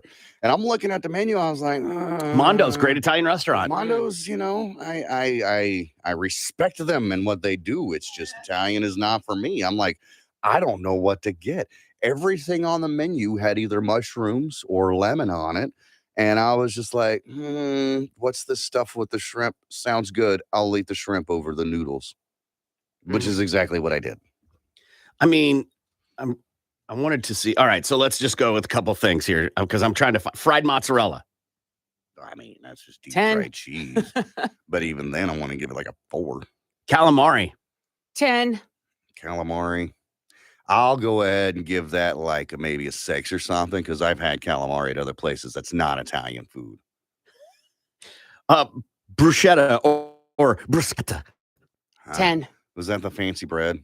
It's toast. Most of the time, it's toasted little pieces of bread with tomatoes and olive oil and balsamic and basil. And Yes, stuff. the extremely stale bread that you chip a tooth on every time you eat it. That's a 0. Let's see. Let's get it. Spaghetti and meatball ravioli. Lindsay? 6. Only if it's Chef Boyardee. Which actually his name was Chef Boyardee, but we had to Americanize Yeah. Give me your rating, Mr. Wikipedia. 1, Tortellini, 4. 2, peppers and onions. That's it. Like no sausage to put them on, or Sausage, anything? peppers, and onions. It's typically With like yeah. a bun, you know. I mean, I guess with the sausage, peppers, and onions, I give it like a 3, 4, maybe even. Fettuccine carbonara, What's the carbonara part? bacon. Oh, That's a 5. What? 1. Eggplant parmigiana, Yeah, that's 8. That's a big 0 for me, homie. meatball sub. Oh God. 5. This is getting worse and worse the further we go down. 0, man. That stuff is too messy. It doesn't eat well. You have to have a fork to eat a sandwich. I think that's retarded. Oh, I liked it. Gnocchi. What? Huh? Oh, okay. I've had that come in like a HelloFresh or something like that once. And I was like, what is this? What is this garbage? Oh, you didn't enjoy it? Lindsay. 5. 0. Oh my gosh. I know it sounds crazy, but like when it comes to like the Big 10 of restaurants and foods and stuff, Italian's at the bottom of that list for me, man. Somebody texted in and said, you think Zio's is delicious? You got to try Luigi's and Skytook. So authentic. I think it's run by the actual Italian mob. I've had Luigi's and Skytook. It's fine. Mm-hmm. It's fine. I like, it's not like I go to Zio's and I order one of everything. Right. I worked there after college, and their 5 cheese pasta, adding chicken to it, was so good. Yeah. Their spinach artichoke dip, which isn't Italian, whatever, but it was so good. Mm-hmm. I just like the brown paper on the tables that give you crayons. The cannoli, yeah, I know how to write my name upside down. Cannoli, with the Alfredo and the chicken stuff, so good there. I'll give you that. I'll give you the Italian dish, the cannoli. That's delicious, just because it's cheese and powdered sugar. No. That's the dessert. I know. Yeah, I'm talking about. That's the only Italian food that I really, really, really, really, really, really like is a good old cannoli. We haven't gotten to the real one. Pizza. I've said it before, and you all thought I was crazy. 1 to 10. 1 to 10, a pizza. That's going to be a 3 for me. So low on the scale, man. Lindsay. 10. Yeah. Always. Pretty much all those except peppers and onions that we've mentioned are about anywhere between an 8 and a 10 for me. Really? See, I love peppers and onions. I don't love the heartburn, but man, it's almost worth the heartburn for me. A good bolognese pasta. Well, Italian food. They are the Beatles for me. A nice short food. A short rib braised ragu. Ragu, the sauce in a jar. So it's just no. So good. I'm telling you, man, Italian food. I like Young Sheldon way more than the Big Bang Theory. If you ever say that again, I'm going to call the HR department. Why? Big Bang Theory is a giant turd. That's the most offensive thing I think I've ever heard you say. Young Sheldon it's not the greatest, but it's better than Big Bang Theory. I am so disappointed in you right now. You've done some things that are pretty crazy, and this might be the most disappointing thing I've ever heard you say. He was the executive producer of Cowboys and Aliens. I feel like you and I run in succession on a lot of things, but this Young Sheldon thing has got me twisted. Have you ever watched an episode? I've watched enough to go, no. If I gun to my head, you got to choose one, Young Sheldon or Big Bang Theory. I'm going to choose Young Sheldon, man. No, I'm still a no. I'll pick Big Bang. Just shoot. Oh, really? Yeah. Why? Because the girl. She's so hot. Yeah, but Kaylee Cuoco. But everything else about that show negates her hotness. I can turn it down. It doesn't matter. You still got all those other Doesn't dorks. matter. David from Roseanne and, the old Sheldon. And I'm just like, yeah. Her and David are the best characters on that show. I'll give you that.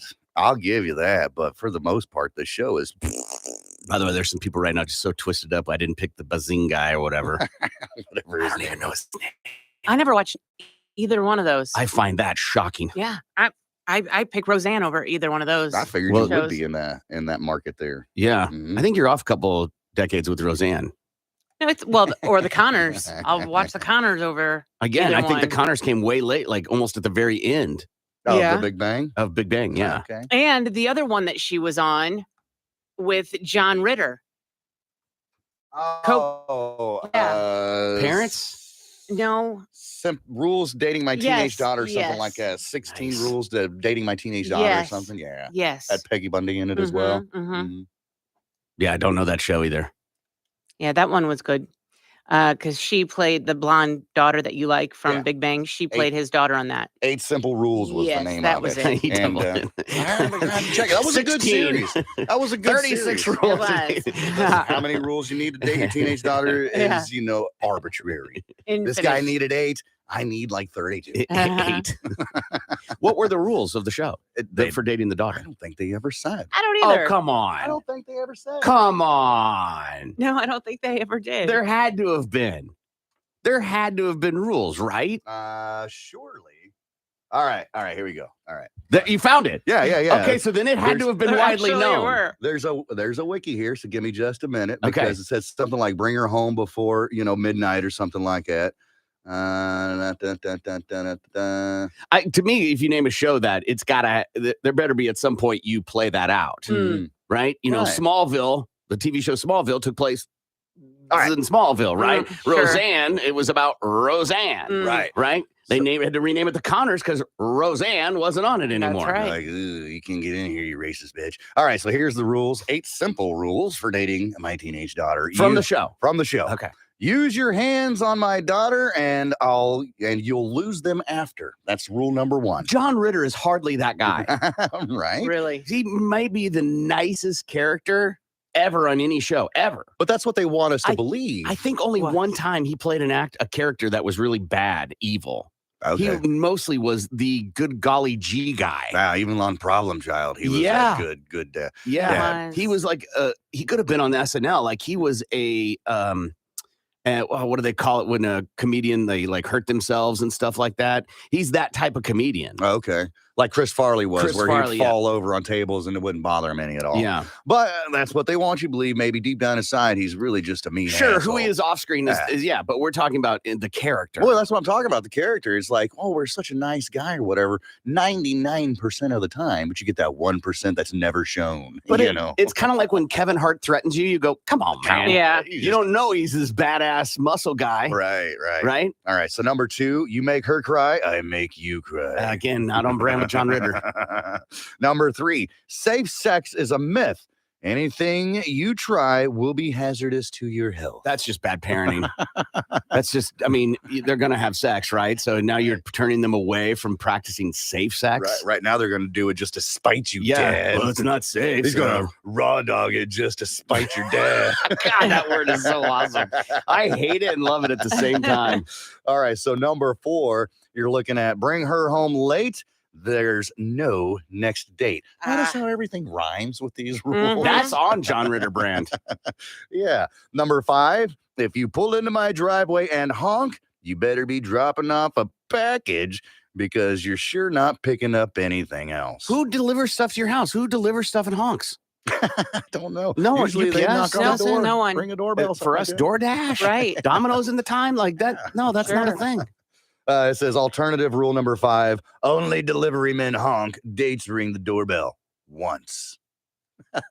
That was his alternative to the number 5. Okay. Honking away. Oh, okay. All right, so number 6, no complaining while you're waiting for her. If you're bored, change my oil. Change, not check. Mm. I don't know. If you know who John Ritter was, he might mean. He Something did play a completely little different. fruity fruit on Three's Company. Word? At least to Mr. Furley, Mr. Roper, he They was supposed to be Right, like, exactly. Yeah. Number 7, if your pants hang off your hip.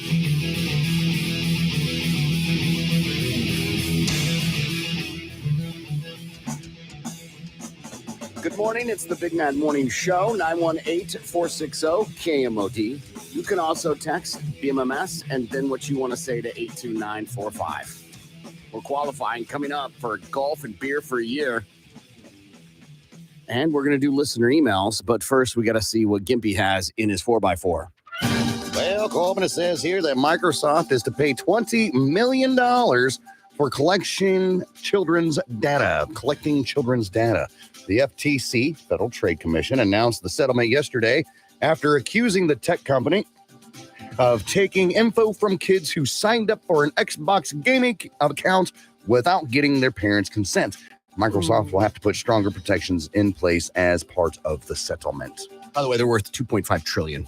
So just a little dash. So that's not even an electric bill. right. Did they give a time when they did this? Oh, I have like no a idea. year? No, I didn't say. Because when my son got his Xbox, I had to give parental consent, All right. and I had to give like my email address in order for him to set up an account.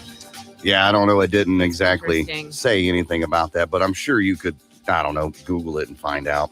It says here, Representative Comer holds FBI Director Christopher Wray in contempt of Congress after reviewing a document yesterday claiming old JB was involved in a criminal bribery scheme. James Comer said the FBI, quote, refused to hand over the unclassified record to the House panel. The FBI originally offered to let Comer take a look at the document here at their headquarters, but after Comer said that he would hold Wray in contempt of Congress, the Bureau offered to bring it to Capitol Hill to review in a secure area. But Comer's continuing to hold that the FBI is not in compliance with the subpoena. Right. It says here that Louisiana State Senate passes bill banning sex change procedures for children. The Senate passed the bill yesterday by a mostly Republican Party line vote, 29-10. It would prohibit hormone treatments, puberty-blocking drugs, and sex change surgery for children in Louisiana. The measure next returns to the House, which has already passed it overwhelmingly for approval of minor amendments. Democratic Governor John Bel Edwards opposes the bill and hasn't said whether he plans to veto it. And then lastly here, Oklahoma School Board approves the first U.S. religious charter school. It voted 3-2 yesterday to approve the application for the St. Isidore of Seville Virtual Catholic Charter School. The online school, funded by taxpayer dollars, would be run by the Roman Catholic Archdiocese of Oklahoma City and the Diocese of Tulsa. Religious teachings would be part of the curriculum. Oklahoma's AG called the approval unconstitutional, saying legal action is likely to come as soon as the contract for the school is signed. Translation, I'm going to have to go to court Right. to defend this. Yeah. Let's see what's in Balls to the Wall Sports.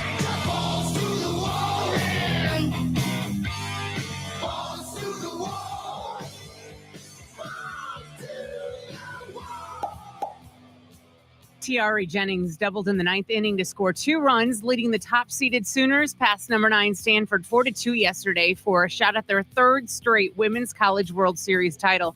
Oklahoma increased its Division I record to 51 consecutive victories. The Sooners advanced to play number 3 Florida State for the national championship. Oklahoma, 59-1, looks to become the first program since UCLA in 1988-1990 to win 3 consecutive titles. The best of 3 championship series starts Wednesday. Because Oklahoma was unbeaten in the double elimination bracket, the Sooners needed just 1 win yesterday, while Stanford would have needed 2 to advance. Oklahoma handed Stanford both of its World Series losses. The Buffalo Bills are breaking ground on a new stadium. The team may be getting a new stadium after 50 years, but it will only be right across the street from Highmark Stadium. Bills owner Terry Pagula also announced the team has extended naming rights over the stadium, which means the new facility will also be Highmark Stadium. The new stadium is expected to have 63,000 seats and is set to be completed by 2026. That's your Balls to the Wall Sports. I'm Lindsay on 97.5 KMOD. Balls to the Wall Sports is powered by Miller Lite, the original light beer. Apathy and sociopathy, and a discussion of the powerful connection between antisocial personality disorders and serial homicide is in a book that you can read more about that. I'm not going to think about like 7, like you think he's antisocial. Uh, That makes sense. Right. Creepy, weird guy in the back. Yeah. Murders cats on the weekends because he's got nothing better to do. So if Or it's not, people. Or so people. if it's not a mental illness, then you would be able to stand a trial. It's not a mental illness recognized. Mm. Okay. The wording there is really important. Yeah. It's not a mental illness recognized by the American Psychiatric Association, which probably goes to what you're saying. Mhm. Mhm. Right. Yeah. Because if I say you're a psychopath, that seems okay, apparently. Right. You say I'm a serial killer. Like, no. Right. Never. So we'll find out more about this guy as the story comes out. Mhm. But for them to enter, like they were following him. They had a guy that thought was a suspect. They were following him, Mhm. and they're like, "Hey, wait a minute, is he got to go? We got to go now, Mm-hmm. Man. officer. Sergeant, we got to go. We got to go. What's happening? You're just supposed to watch him. No, man, he's got a mask Yeah. and a gun. We think he's going to kill right now. Mhm. Well, it would suck if they, got the wrong person. And it was just some guy, It's maybe possible. dressing up for like a early Halloween party or A prank or something, something. a prank or something Yeah. like that. And It's kind of a weird prank to put a gun in your pocket. No kidding. it is It's California, and there are serial killers on the loose, Corbin. Sure. I'm How just crazy saying. would it be if they didn't catch him, but this was a different serial killer? Oh my God! Right. Totally caught a different killer by accident. They didn't know. Meanwhile, he still got this guy over here. Right. So we'll find out in the next couple of weeks. Right. They have to quell nervousness. Mm-hmm. So can you? They would have to come out and go, "We didn't get him. This isn't the guy, dude." Oh my God. Whoof. People would lose their ass. Oh yeah. They would get overly anxious. Yeah. Because just when you thought there was one roaming around, we'll come to find out now you got two of them roaming around. Or if it's And a you got partner. one, and this other one's still on the loose. Well, how many goddamn serial killers are out there just roaming around? Or they announced that he can go. He can go free. Right. Yeah. What if you were wronging that guy and it Mhm. was not? He's not a serial killer. Uh-huh. Or oh my gosh, he is a serial killer, and you're like, I know him. We got in an argument over the rice-a-roni. Oof. I consider myself lucky then. He comes into my diner. I serve him coffee every day. Totally going to be those people. Good. There are plenty of times I've been out on a lake and we stop, Mhm. against a rock or whatever. Excuse me.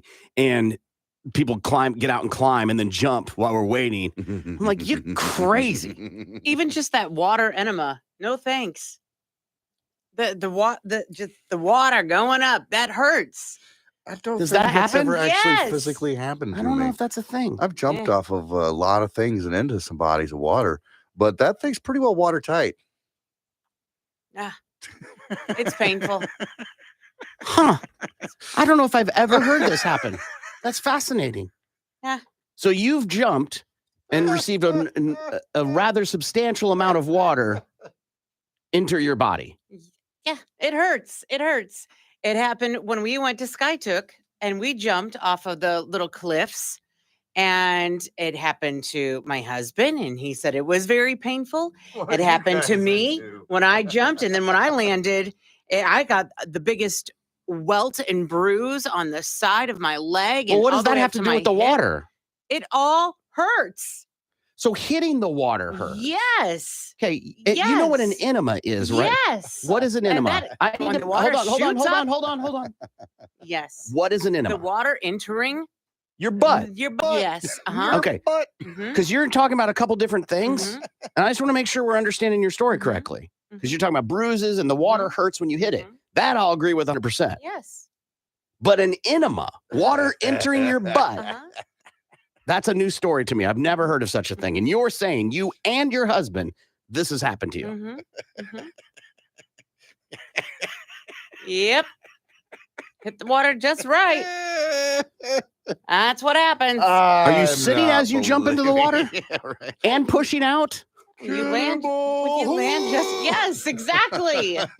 Yeah, but come on. Unless you're, jumping with your cheeks spread open, there ain't no way. And even then, it just ain't gonna happen. That thing's watertight for a reason. That's what it feels like. It hurt. Dog poop being tossed over balconies at apartment complex. This is happening in Largo, Maryland. Residents at one of the Prince George's County apartment complexes have been tossing dog poop over their balconies, and it's creating quite a mess below Dude. on the sidewalks.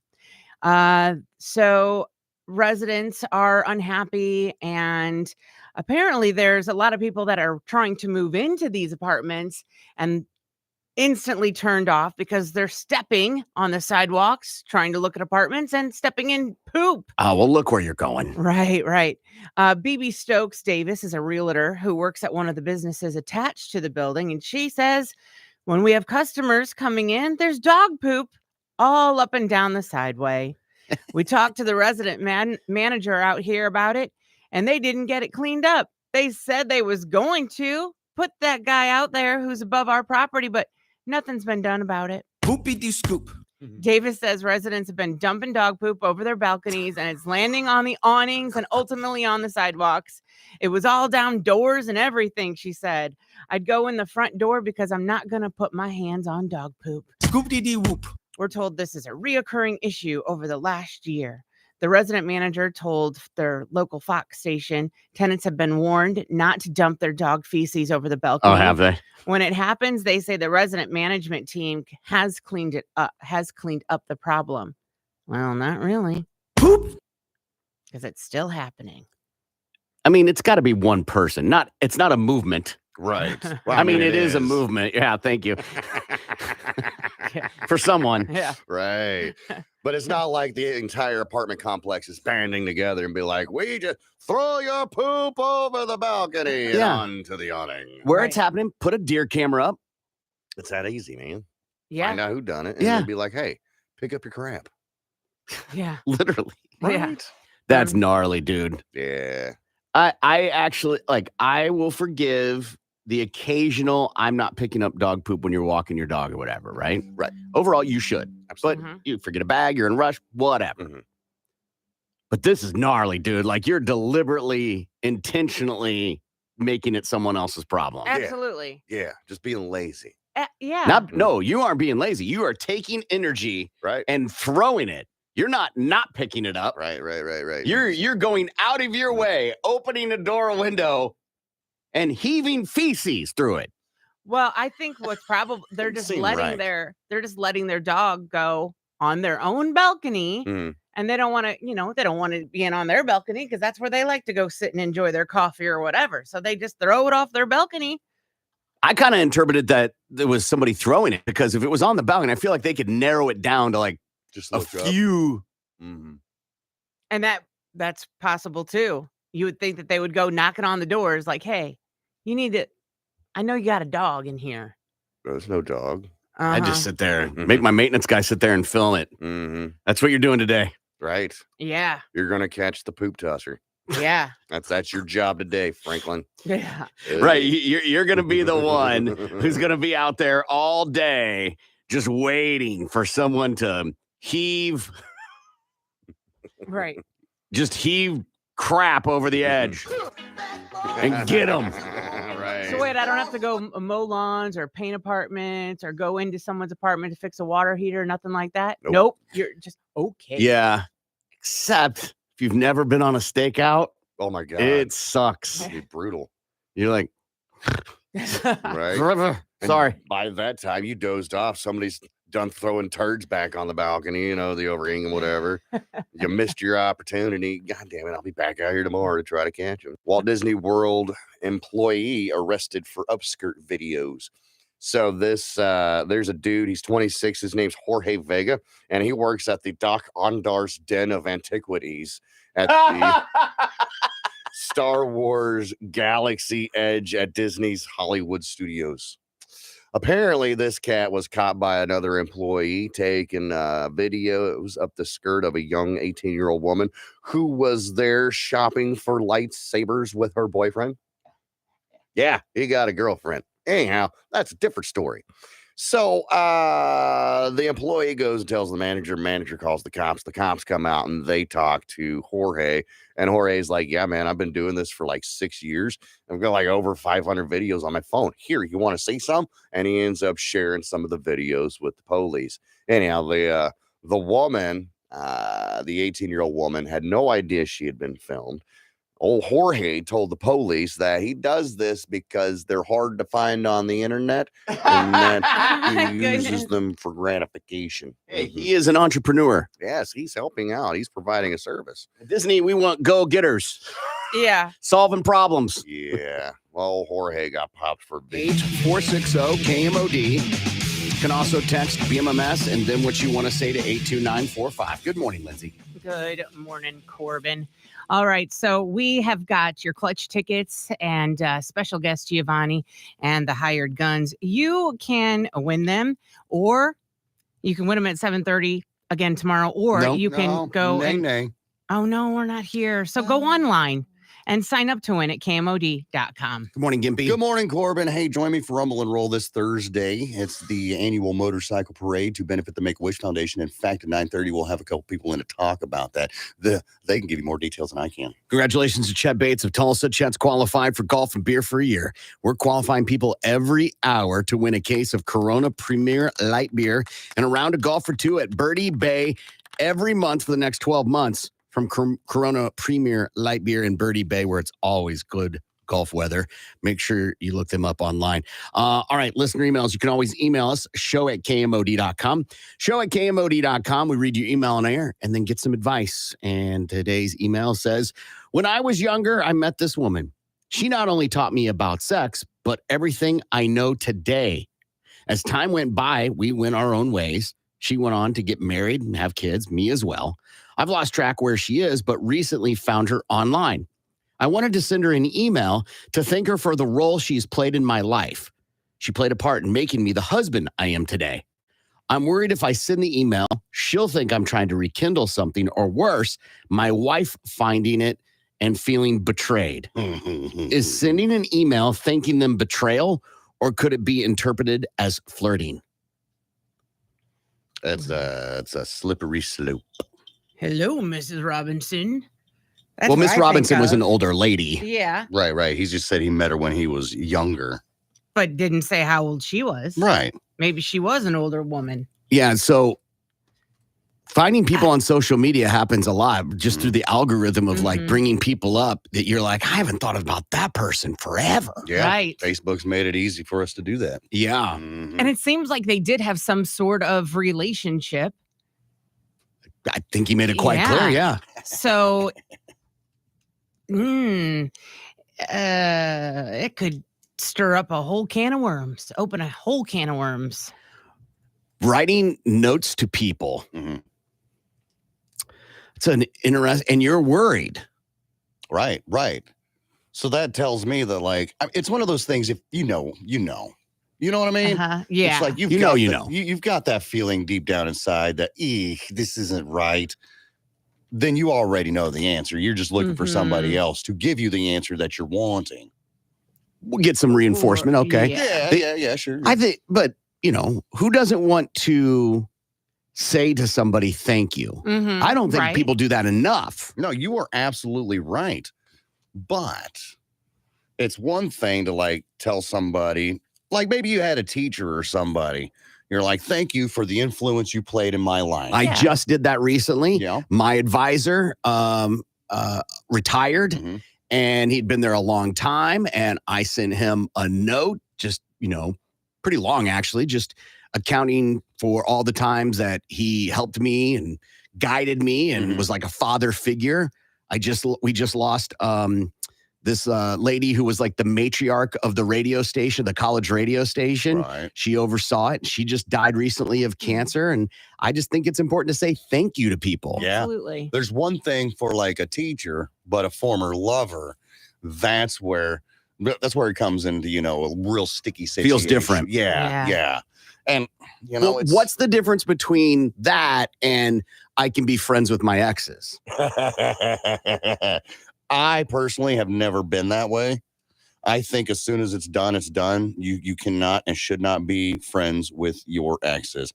Even if there's kids involved, you should probably be cordial to each other for sure, but not friends. And I know we know somebody who is great friends with their ex and they go on vacations together. And I think that's very weird. But that's just me, though. Text coming in. Captain Obvious says, if you have enough guilt about the thought of it, email to a radio show says you already know, just let it lie unless you're trying to flirt. It feels like it might be a bad idea. It's probably a bad idea. It's going to backfire. Mhm. Another one. She taught me everything he knows. And he wants to do that? Sounds like he doesn't know much. Or he knows he shouldn't. That's why he's asking for someone to tell him it's okay. Go ahead. Right. Another text.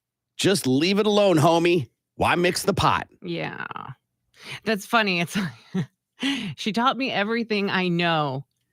Thanks for teaching me everything I know. My wife really likes that one thing you taught me. I mean, what are you going to thank her for? I think everybody's got that somebody that's taught them a certain trick, a certain something. I mean, it that might they not use be in the class. tongue trick. It might just how to be a good listener, you I'm weirdos. just saying, no matter what it is, everybody's got that one person that taught them something that they apply to their current relationship. Everybody does. I mean, we've talked about it before. Mhm. You're not the best kisser your partner's ever had, or you're not the no. best whatever. No. And it's weird and uncomfortable to think about it because you're like, well, I thought I was good. Mhm. You don't marry the best kisser, the best lay, the best. And you don't need to text me and tell me that's true. Because whatever they do good at, there's something they don't do good at. Right. And someone else in your life did. Also, if you're marrying what you perceive as the best kisser or whatever they do, have you driven any other cars besides the same Buick that you've had since high school? See what I mean? Mhm. Then you don't know. Reasonable answer. Yes, it can be misinterpreted. Don't do it. Nuclear answer. Yes, it can be misinterpreted in a very sexy, sexy ways. Bow, chicka, bow, wow.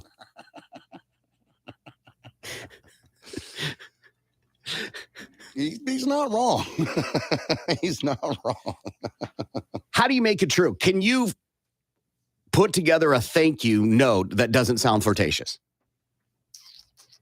Oh, I think so. In your mind, yes. But it's got to be non-flirtatious in the mind of the recipient. Does that make sense? Like, I'm writing out this letter. It's simple. Thank you for everything you've taught me. And, that one special thing, the whole come hither sort of thing. Da-da-da-da-da-da. I just wanted to take time to say thank you. You have great intentions of it not being flirtatious and just being a simple thank you letter. But the recipient has to be the one that says, okay, yeah, there's nothing flirtatious about it. It's all an interpretation on the reader. Well, what if your wife reads it and goes, 2 exclamation marks? I know what that Was I means. supposed to put a question mark? Why is there an ellipsis? Right. Text coming in. Do it, bro. Your wife's probably a cheating whore. Another one. If you're looking for divorce, you're on the right track. Another one. Why not write her and bring up your wife? The fact that you aren't trying to flirt. Just be honest in your intentions. Oh, okay. So just say, hey, wanted to reach out. Thanks for playing the part in my life that you did. And my wife I have found this woman who's amazing. Da, da, da, da, da. Mhm. She doesn't do the things you did. I don't That's think you flirting. mentioned those parts. That's flirting? Yes. Feels like a compliment. She doesn't do the things that you did. That's flirting. It is a compliment, but it could also be interpreted as flirting. Okay, but it's not interpreted and are not the same. Right, but Like- here's the thing, and that's what I was talking Oh. about. In your mind, it's a compliment. Oh, he must but miss in- the things I did. In the recipient's mind, it's flirting. But then so would also, hey, thank you could be interpreted as flirting. I guess. It's a compliment. Right. If you simply just say thank you and leave it at that, and maybe that's You what got to this put kid- more in the letter. That is not enough. That just feels weird and email phishing. It gets rid of all the uncomfortable, side parts of it. It's just thank you. This text says, just leave it alone. Do not email. You know what she did for you, but because of the specific nature of what she helped you do, don't send a message. She's in a marriage. You are in yours. Don't create drama. Another one. Every woman loves to hear the relationship, hear their relationship is because of another woman. I believe that's sarcasm in that text message. Elsa said it best. Want to build a snowman. No, let it go. Do you want to do a snowball? Wait a minute. That's different. Yeah. Listener email from this, we're assuming, dude that says, when I was younger, I met this woman. She not only taught me about sex, but everything I know today. As time went by, we went our own ways. She went on to get married and have kids. Me as well. I've lost track where she is, but recently found her online. I want to send her an email to thank her for the role she played in my life. She played a part in making me the husband I am today.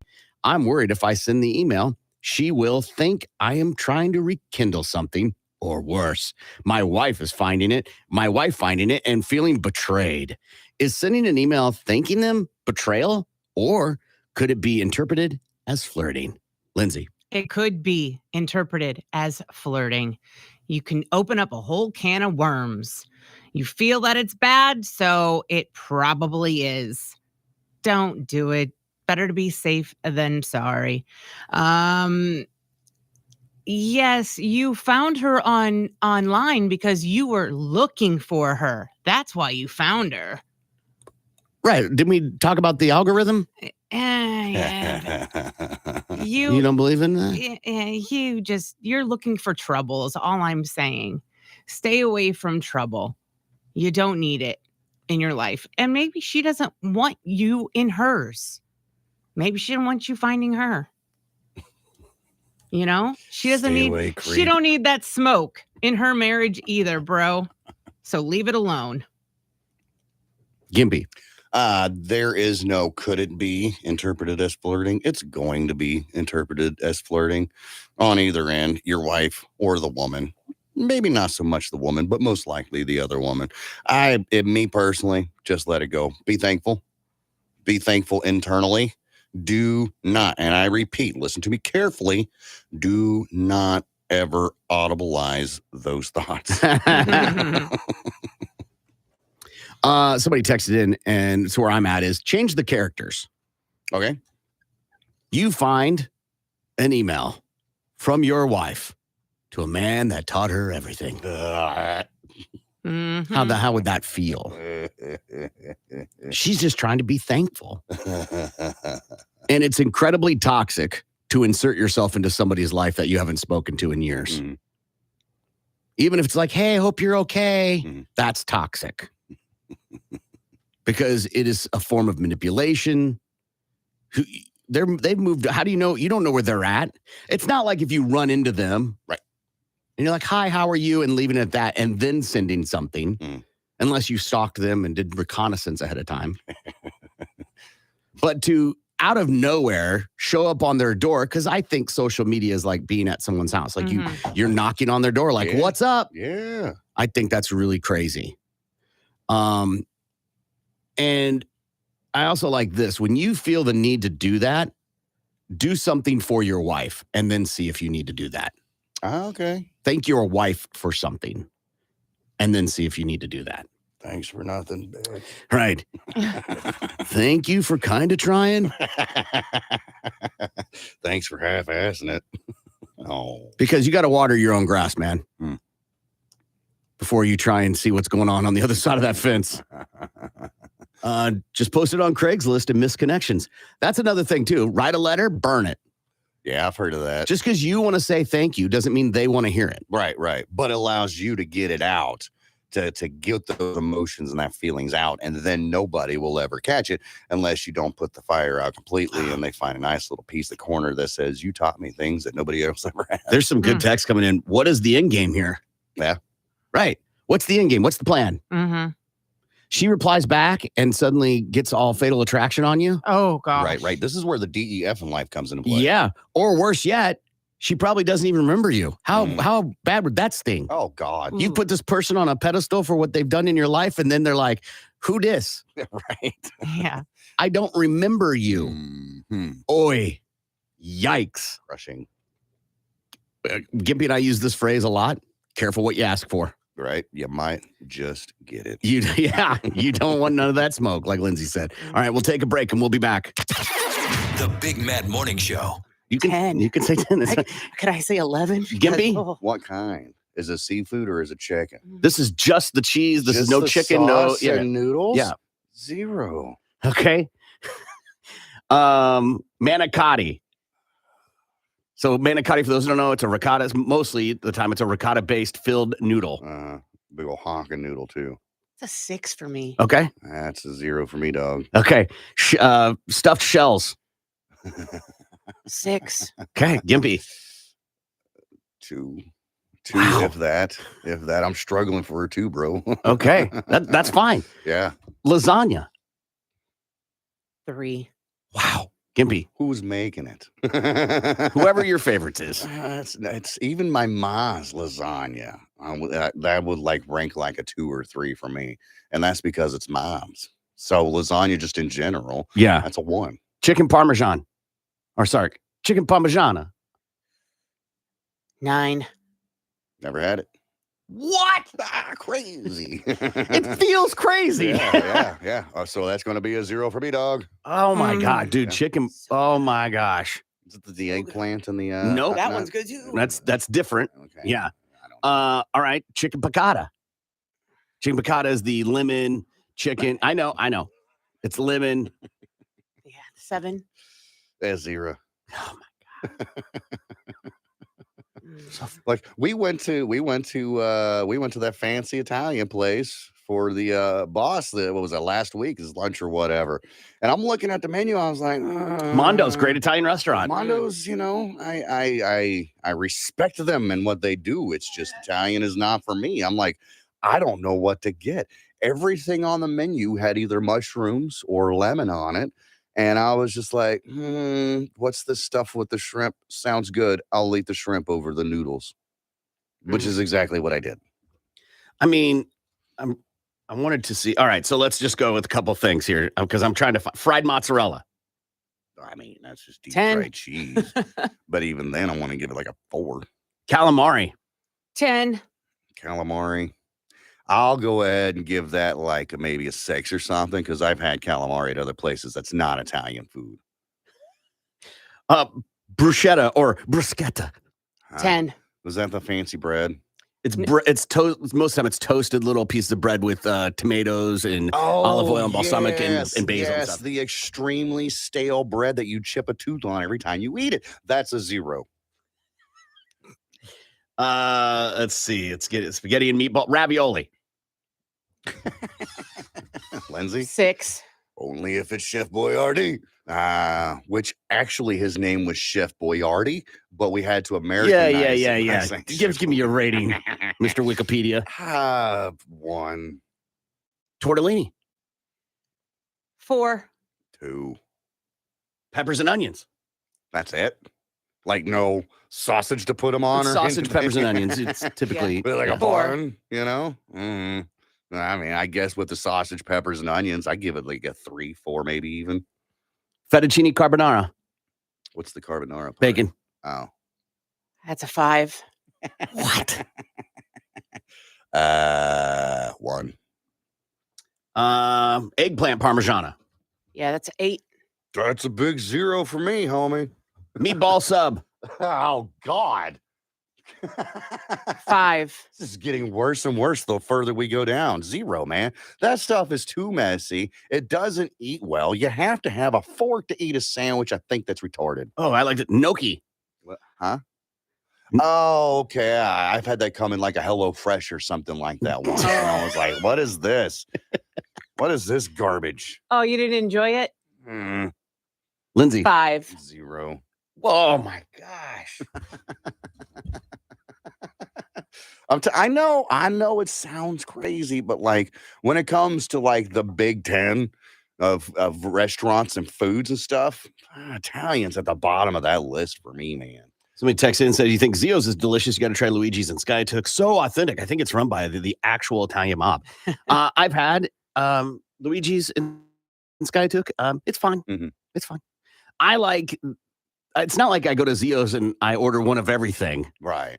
Right. I worked there after college Mhm. and their 5 cheese pasta, adding chicken to it was so good. Yeah. Their spinach artichoke dip, which isn't Italian, whatever, but it was so good. Mhm. I just like the brown paper on the tables that give you crayons. The you can draw. cannoli, yeah, I know how to write my name upside down. Cannoli, with the Alfredo and the chicken stuff, so good there. I'll give you that. I'll give you the Italian dish, the cannoli. That's delicious just because it's cheese and powdered sugar. No. That's the dessert. I know. Yeah, I'm talking about. That's the only Italian food that I really, really, really, really, really, really like is a good old cannoli. We haven't gotten to the real one. Pizza. I've said it before, and you all thought I was crazy. 1 to 10. 1 to 10, a pizza. That's 10. gonna be a 3 for me. So low on the scale, man. Lindsay. 10. Yeah. Always. Pretty much all those except peppers and onions that we've mentioned Uh-huh. are about anywhere between an 8 and a 10 for me. Really? See, I love peppers and onions. I don't love the heartburn, but man, it's almost worth the heartburn for me. A good bolognese pasta. Mm. Well, Italian Mm. food. They are the Beatles for me. A nice Of the short food. short rib braised ragu. Ragu, the sauce in a jar. So it's just no. So good. I'm telling you, man, Italian food. I like Young Sheldon way more than The Big Bang Theory. If you ever say that again, I'm going to call the HR department. Why? That Big is Bang the Theory most is a offensive giant turd. That's the most offensive thing I think I've ever heard you Young say. Sheldon it's not the greatest, but it's better than Big Bang Theory. I am so disappointed in you right now. You've done some things that are pretty crazy, and this might be the most disappointing thing I've ever heard you say. He was the executive producer of Cowboys and Aliens. I feel like you and I run in succession on a lot of things, but this Young Sheldon thing has got me twisted. Have you ever watched an episode? I've watched enough to go, no. If I gun to my head, you got to choose one, Young Sheldon or Big Bang Theory. I'm going to choose Young Sheldon, man. No, I'm still a no. I'll You pick Big Bang Just shoot. Oh, really? Yeah. Why? because of the girl. Um, She's so hot. yeah, but Kaylee Cuoco. but everything else about that show negates her hotness. I can turn it down. It doesn't matter. You still got all those other Doesn't dorks. matter. David from Roseanne and, the old Sheldon. And I'm just like, yeah. Her and David are the best characters on that show. I'll give you that. I'll give you that. But for the most part, the show is By the way, there's some people right now just so twisted up. I didn't pick the Bazing guy or whatever. whatever I his don't name even know is. his name. I never watched either one of those. I find that shocking. Yeah. I pick Roseanne over either one of those. I figured Well, you would shows. be in that market there. Yeah. Mhm. I think you're off a couple decades with Roseanne. No, or the Connors. I'll watch the Connors over. Again, Either I think the one. Connors came way late, like almost at the very end Oh, Yeah. The Big Bang? of Big Bang. Yeah. Okay. And the other one that she was on with John Ritter. Oh, yeah. Parents? No. Rules dating my teenage Yes, daughter, something yes. like that. 16 Nice. rules to dating my teenage daughter Yes. or something. Yeah. Yes. Had Peggy Bundy in it as well. Mhm. Mhm. Yeah, I don't know that show either. Yeah, that one was good. Because she played the blonde daughter that you like from Yeah. Big. Good morning. It's the Big Man Morning Show, 918-460 KMOD.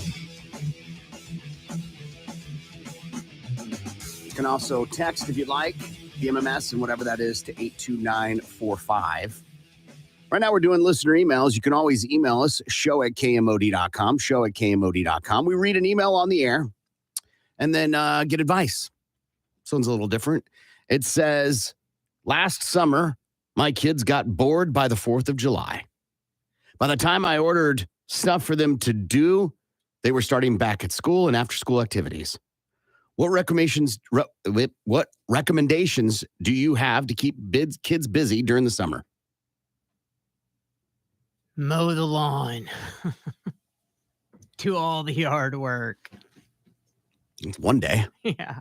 Right. We got to keep them busy all summer long. What was your Mhm. summer like, Lindsay? I spent most of my summers at my grandparents' house growing up, Okay. swimming. Swimming in a pool every day? Yes, or going to the beach. We had the dunes. So we would run up the dunes and play at the beach. So we had the lake, and building sandcastles and making sure we had enough sunscreen all year long. So, because if you get sunburn, you can't be in the sun, at all. Otherwise, we were stuck inside. So, we were outside. We were bicycle riding, playing cops and robbers. And honestly, that is what we did. We were always outside, always. My neighborhood was full of kids, and it was inside by the time the street lights came on. There was the only time we were ever inside if it was raining. That was it. Gimpy. Man, there's a lot of hanging out with the friends, neighborhood friends. Really a lot of it's the same, but it's a lot different because I've lived in different places. It was different in Alabama than it was when I was living in California. It was different here than it was when I was living in Alabama. When I was living in Alabama, we'd get together. Our neighbors were spread out. We're not like on top of each other like we live here. We'd get together and build forts in the kudzu. You know what I mean? We would ride our bikes and make like race tracks and courses around the property that we had. We do stuff like that. The common denominator in all of it is staying the hell outside, finding something to do, riding the bikes, hanging out with your friends, trying not to cause any trouble, sometimes getting into trouble. Hell, growing up in Alabama, we would ride our bikes 10 miles into town just to go because our school was right next to the lake, Bear Creek Lake. It was like, here's our school, maybe a couple more miles down the road was the lake. And that's where everybody would go and hang out and party. And, not just teenagers, but families and stuff too. So we'd ride our bikes 10 miles into town and we'd go swimming for the day while mom and dad were gone to work, mind you. And they didn't know a damn thing about it at all whatsoever. Well, we'd ride our bikes back to the house before they got off of work. Change clothes, da-da-da-da-da-da. It all is really just staying outside and finding something to do without hurting ourselves. That's key right there. Sometimes even hurting yourself. Sometimes even hurting yourself. But you know what? You didn't say S about it to mom and dad. You took care of it yourself. One way or the other. And short of like broken bones and missing limbs. Yeah, but we didn't have anything like that. Nobody got that hurt. Skin knees. Hell, my aunt had left a 1980 something Ford Escort wagon at the house parked there. And so my brother lifted the keys and we would hook up a logging chain to it and tie that to and connect that to a plank. And he would pull me around the yard like a damn sled, like a land boat. Think of it like that when you're out tubing on the lake or whatever. And we just did things. There's no plan. We just did things. Yeah, I mean, I remember getting swim passes to go to the pool. Mm-hmm. Like when I was like 9 or 10, maybe. God, I don't remember how long it was. We had a creek by our house that we weren't supposed to play in. Of course not. We had the driveways were kind of close to each other, and then there'd be a big gap in those yards we'd play football in. One year, I remember we would go through construction sites and collect bottles and cans for the deposit. Oh, nice. To get money. For drugs. For Big League Chew, man. Of course, man. Big League Chew. Original or grape? Dude, grape is where it's at. Yeah, original all day. Original. Whatever, vanilla. And clearly Canadian. Oh, yeah. Gosh, I love that. It's made a comeback. Sure. You can get it again. That's not a comeback. That's available. It's not the same. We could do bottles and cans and then go and either use it to get into the pool and buy Laffy Taffy, which was like 10 cents each. Mm-hmm. Or we would stop at the car wash and we would get clearly Canadians and we would get suckers with bubble gum in them, blow pops. Blow pops, yeah. Those are the best. And then when we played football, we would leave super early. Baseball. We'd leave super early for baseball and stop and get suicides. Nice. At the one stop. Mm-hmm. What are suicides? What? You literally did it just last week. Yeah, I feel like we've given this example many times. It's where you get every soda. Oh. Yep. You ever done that? Nope, we didn't do that as a kid. Were you allowed to drink soda? Yeah. There was always either Verner's, 7-Up, or Coke in our house. That was it. Yeah, but we're talking fountain, like at a convenience store. Mm-hmm. Yeah. No. When we went to the convenience store, if we were it was an icy slushy. That's what we would get. We weren't rich. It was a special treat. Yeah. When was the last time you had a fountain suicide? I can tell you, it's been since I was like 12. Yeah, I was on a bicycle. One of my kids does it. I can't even fathom. Well, what does he going- call it? I have no idea. So your kid does it and you didn't know what it was? No. Huh. But I'm just like, that is so gross. Gross is what I call it. It wasn't at the time. No, man, but I'm sure if you try it now, you go on a quick trip, go all down all 32 of them. Just going to taste like hot 32. garbage. That wasn't a thing, man. No. It was like 4. Right, which made it all right. But Reasonable answer. Get them involved in sports. Nuclear answer. Buy them BB guns, bottle rockets, and bicycles. They'll find entertainment. You'll have to repeat this phrase a lot, though. My kids would never do that. I'm a fan of the nuclear answer. I really am. Say more. Well, I mean, why not? Sure, you can get them into sports and just make them work all day. That's basically what you're doing. You know, you might as well be moving lumber from one side of the yard to the other. Okay. Yeah, it's fun. Whatever. It is what it is. But it's more fun and it's less work if you hand them a Red Ryder BB gun or a Daisy BB gun and say, get on your bikes and go out and shoot things in the woods. Just, don't aim at neighborhood cats or people. I've taught my kids how to get the paper off of a straw. Mhm. And now we've evolved to, you can't shoot it at people. I wasn't. It just went that way. I know. Nowhere near them. Just get them premium access to the hub. What's the hub? Oh. The porn hub. Oh, good Lord. No. Listener email. Last summer, my kids got bored by the 4th of July. By the time I ordered stuff for them to do, they were starting back at school and after school activities. What recommendations do you have to keep the kids busy during the summer? Lindsay. So there are church camps. There are sports camps. There are all types of different camps. Just Google camps. Sometimes they are 1 to 2 weeks at a time. And some of those camps, if you can't afford them, they are sponsored. And I know a lot of the church camps do sponsor kids too, if you can't afford them. They sell out pretty fast though, too, right? Yeah, I think so. But usually if you look into them, they will have a few openings, last minute openings. There are so many different things around town. There's the gathering place, talk with your friends and see if you can, network with them to see where the kids are all going and see if you can tag along or send your kids with, friends and do it that way. Public pools. Get a membership there.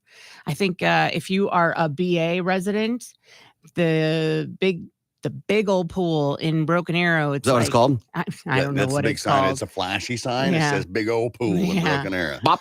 But it's Nihas is the name of the park. yes, that one. That one. Yes. Yeah. It's like $40 and you can visit there like up to 10 times, I believe. It's a great one. And they have slides and beach volleyball courts there. It's very nice. So yeah, there's so much to do. It's out there. Gimpy. Here's the simplest, cheapest answer that I could provide for you.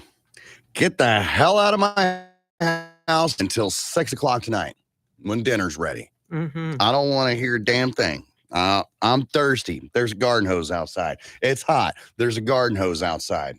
Oh, I'm bored. Here's a shovel. Go dig a hole. All right. Stay out of my hair. The nuclear answer, honestly, is the best answer because kids will find something to do regardless. They're not in the house playing video games, getting fat, eating up all the food, drinking up all the Kool-Aid. I want some food. I want some Get the hell out of my house and don't come back until dinner's ready. I'll leave you a sandwich on the porch. It's not my job to entertain you. It's okay to be bored. Now, I kind of have the same attitude of Gimpy as get out of my house, but also I want to know where you're at. There are age limits to that. You're not going to tell your 5-year-old to get the hell lost, right? I'm not telling any of them to get lost. Right. Well, you know what I mean. Get out and don't come back until 6 o'clock. No, I'm come back and check in every so often. Sure. You know your boundaries. Yes. Right. Just the other day, I was taking the trash out and I heard, them yelling at some neighbor kid like, you're past the boundary. Sure, but they should hardly be punished. That's part of it, like explore. Right. But be safe. Right? But it's not my job to entertain you. You are supposed to figure it out. Otherwise, you create this codependency where you rely on someone else to come up with your entertainment, whether it's the gathering place, the pool, or whatever. That's a good point. You got to figure it out. Also, maybe set like one day a week where something happens, like you go to the library or you go to the pool or whatever. And then beyond that, it's on them. You go to Nana's house. If you're bored, I could send you to summer school. All right. You can always email us, show@kmod.com. Tulsa's morning show. The Big Mad Morning Show. The assault. But an enema, water entering your butt, that's a new story to me. I've never heard of such a thing. And you're saying, you and your husband, this has happened to you. Mm-hmm. Yep. Hit the water just right. That's what happens. Are you sitting as you jump into the water? Yeah, right. And pushing out? You land just yes, exactly. Yeah, but come on. Unless you're, jumping with your cheeks spread open, there ain't no way. And even then, it just ain't gonna happen. That thing's watertight for a reason.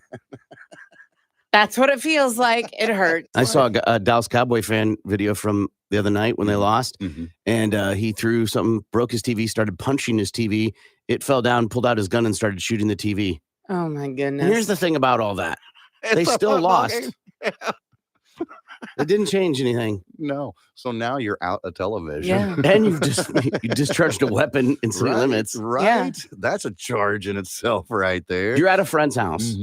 Okay. Because I know you're not a huge football fan. Yeah. But you watch football. Yeah, I'll go over there, hang out, drink some beers. Your smoke girl pot. loves Yeah, football. she loves it. Yes. I like it. And matter of fact, Gimpy initiated a text to tease me Yeah. about the Chiefs game Yeah. on Sunday. Yeah. Which is totally fine. I can take it. I'm fine with that. It's just unexpected coming from me. Yeah, not normal. Yeah.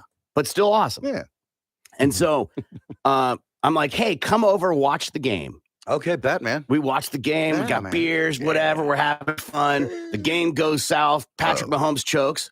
Ooh, wish he did. He did. He threw that He ball chucked. right at that He fool, chucked. too. He pushed a pass. Anyway, I digress. And he throws the interception. I chuck my beer at the TV. I start punching the TV. You don't even know I'm packing. I pull out my gun and start shooting the TV. And I yell, son of a bitch. Yeah. What's my next Is it plan of safe action? to say you probably will not come back over to watch a football game at my house? I'm definitely. Well, I might. You. Oh shoot!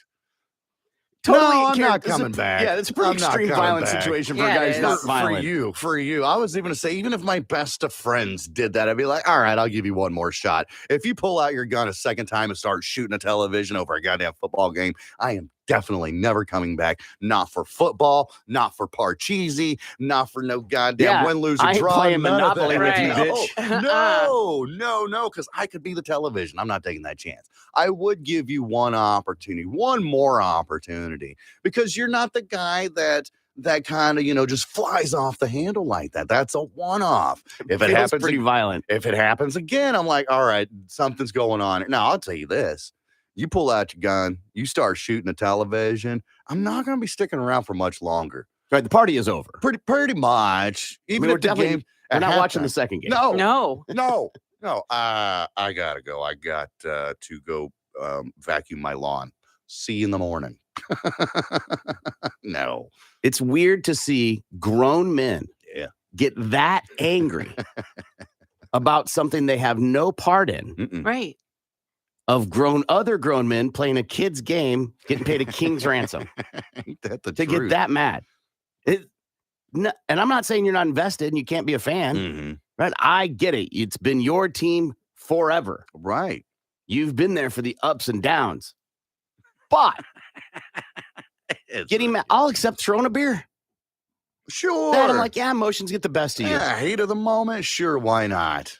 You threw a beer, walked 10 feet, Yeah. punched a television multiple times.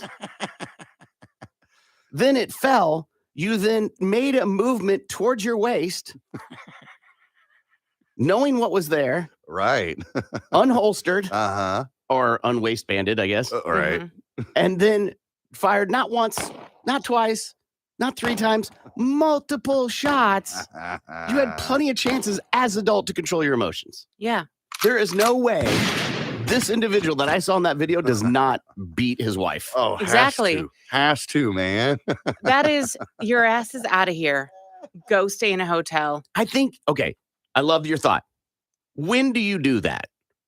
When do you tell him to leave? Oh, as soon as he punches the TV, what are you thinking? So you're going to try and yell at him while he's shooting the television? At what point, when someone's acting that way, do you intercept, Lindsay? Yeah, because clearly this isn't the first time. This isn't the first outburst. They just got boxes of TVs lying around. Yeah, Yeah, exactly. right. Hey, kid fell off especially the as a truck. especially as a Cowboys fan. Yeah, this clearly wasn't the first time. So before that's happened, you would do We're it. talking about this So- instant. No, we're talking about this instance. Okay, he punches the TV. He shoots it. At what point do you engage with him and say, "We're done. You're out of here"? Is she a friend or is she the old lady? Old lady. Okay. All right. I like that. I suppose after he empties his rounds of the gun, I think that's a bad call. it would have to be after. I think that's a bad call. That's like telling somebody who's amped up to calm down. Right. It just ain't going to work. It ain't going to work because you know what's going to happen? Chances are he's going to go reload, either grab another magazine or grab the box of ammo and reload the one that he just emptied and then take it out on you. Yeah. I'm good on that. Or use his fist or whatever. Yeah, I'm good on that. If I was the old lady in the situation, I'd just grab me and my 5 kids and I'd go stay in a hotel somewhere. And then let him sit in there, be drunk AF as he is, let him look at his beat up, shot at television, and let reality sit in and sink in of what he's actually done. Let him go to bed. Let him wake up sober. See the TV again. See the TV again with the bullet holes in the television and probably in the walls. And then we'll figure it out from there. Be like, listen, bro, you shot the television. How do I know that me, Miguel, Vera, and the rest of them are all, he's Cowboys fan, so I'm just assuming. But how do we know that we're not next? I'm not going to take this chance. Do you I call the say, police? oh, this is the next day? Whenever. You're at my house. That happens. Do you call the police? You'd leave before you call the police. On your way So, out? Yeah, on the way out the door, like in the driveway, driving away. You know, if it was one of those, all right, he just got done shooting the television. I think this is my moment where I can leave. Like he's in the bathroom taking a whiz, right? Because he's been You wait for drinking your all that. moment to Wait for your Okay. moment, and then you go ahead Okay. and you skedaddle on out of there, and you call the police and let them come over to the house and deal with it. And then you got to go to the house the next day, and then you got to see the TV on the ground with bullet holes in it, and then remember. Yeah. And then you change the locks. Yeah. I think you definitely wait the Definitely. next day. Calling the police feels like that makes sense. It does. It does. You fire a weapon within my proximity, I feel like I've got to call the police Mhm. because that's not normal behavior. Yeah. But I love the idea of letting him marinate in it. You sit here and think about what you've done. You don't even need to say Sir. that, right? Right? Right. That's like telling a fat person they're fat. They own mirrors. Like, you come in. Shot the TV. Yeah. Son of a. What happened to the team? Right. Goes, stumbles up, still drunk a little bit. Oh, goddamn tequila. Ay, Dios míos. Goes for the television to turn on the news. Click, click. Nothing. TV's on the floor with bullet holes in it. How stupid. And then do you upgrade after that, or do you just get whatever you get the Aspina brand that you've never heard of that's on sale for $200? In case this happens again. Yeah, right. That's all you can afford. I mean, Yeah. Right. people don't keep a surplus TV budget in there. I don't think. No, that's what pawn shops are made for, man. I haven't bought a TV in like at least 4 years. And that's when I moved into the house. Oh. Oh, Yeah. that's not true. I bought one for the playroom, I guess. Yeah, but you bought one of the cheaper ones, right? You didn't go, Samsung or nothing like that. Yeah. All I got to This tell you deal. is Roku. That's all I got to tell you. Yeah, I got A one of those Roku too. TV is cheap and it works fine. Absolutely. People are like, well, how many HP did the thing and lines and all that? I'm like, it comes on. Right. Does it have a picture? Yes. Yeah. Perfect. Can you get to the YouTube? Yes. That's it. I'm confident with higher level brands, you get a different picture. Mhm. Confident. Mhm. I just don't care. Right. It's kind of like a diamond ring. Mhm. There's different levels of a diamond ring. Mhm. Sure. But you get over a certain threshold, the human eye, cannot tell the difference. Right. Now you're just spending money. Yeah, there's For no reason to status. get, I don't know what it is, like an A diamond. You can't see the difference between an A, B, J, whatever. You need a monocle to do that. Right.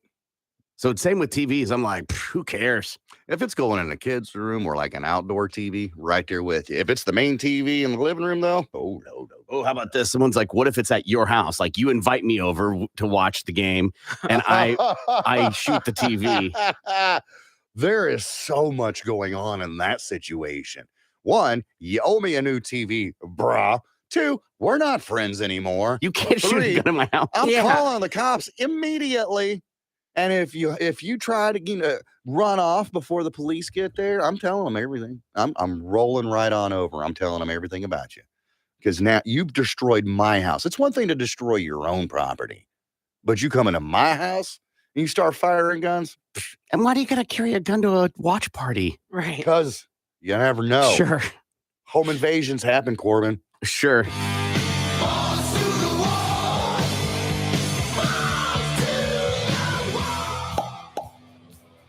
So the Cowboys are moving on from one of their offensive playmakers following some off-field troubles. Dallas is releasing wide receiver Antonio Callaway after he was arrested last weekend in Miami for driving with a suspended license. The 26-year-old former fourth-round pick was signed to the practice squad late last season and never suited up for Dallas. In a corresponding move, the team signed wide receiver Tyrone Johnson, who was one of 7 players the club worked out yesterday. He's played for 4 teams with 23 catches for 422 yards and 3 touchdowns in his career. All but 3 catches and 24 yards came in 2020 for the Los Angeles Chargers. It's kind of weird that that's even a story.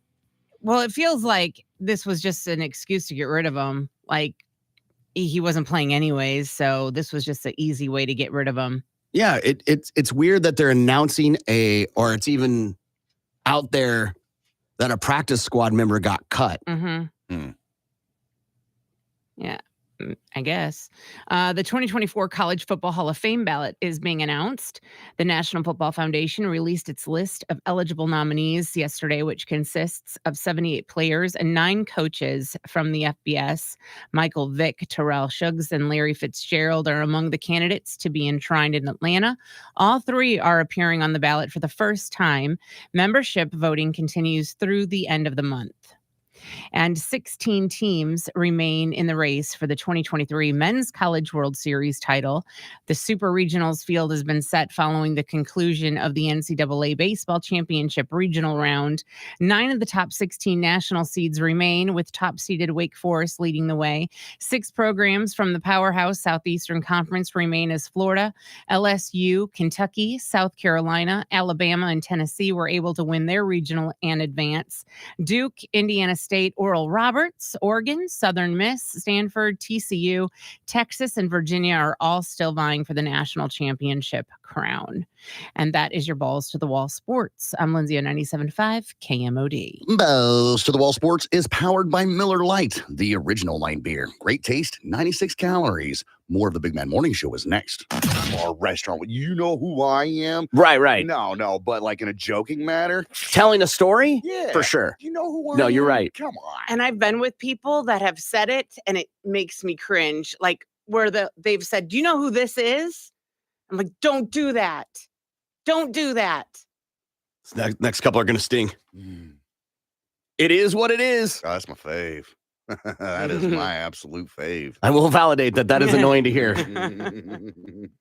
Well, actually, Ugh. Those come in on a lot of Yeah. texts on here. yeah. And on this show. Mhm. Love the sinner, hate the sin. No. Again, another phrase that people use to excuse behavior. Right. Yes. I always keep it real, and a lot of people can't handle the truth I speak. That's just a way of saying I'm an asshole. Totally. Totally. I've said that. I've said that line. Mhm. That's problematic. I don't find that one annoying. No. No. That's an observation you're making. You're not critiquing anybody. You're like, well, that's problematic. Yeah. You can see something on the horizon like this is going to cause some issues. Yeah. I need to speak to a manager. Hi, Karen. I've never had to say that. I can't, upon reflection, like with not in the moment of a fly in my soup or whatever, I can't think of a reason I need to speak to the manager. No. It's simple. I just won't come back to X place, wherever it is. Agreed. There's nothing me speaking to the manager will fix. No. It is strictly an ego move. Mhm. I need to know you've heard me. Right. I need to believe you're going to fix this. Mhm.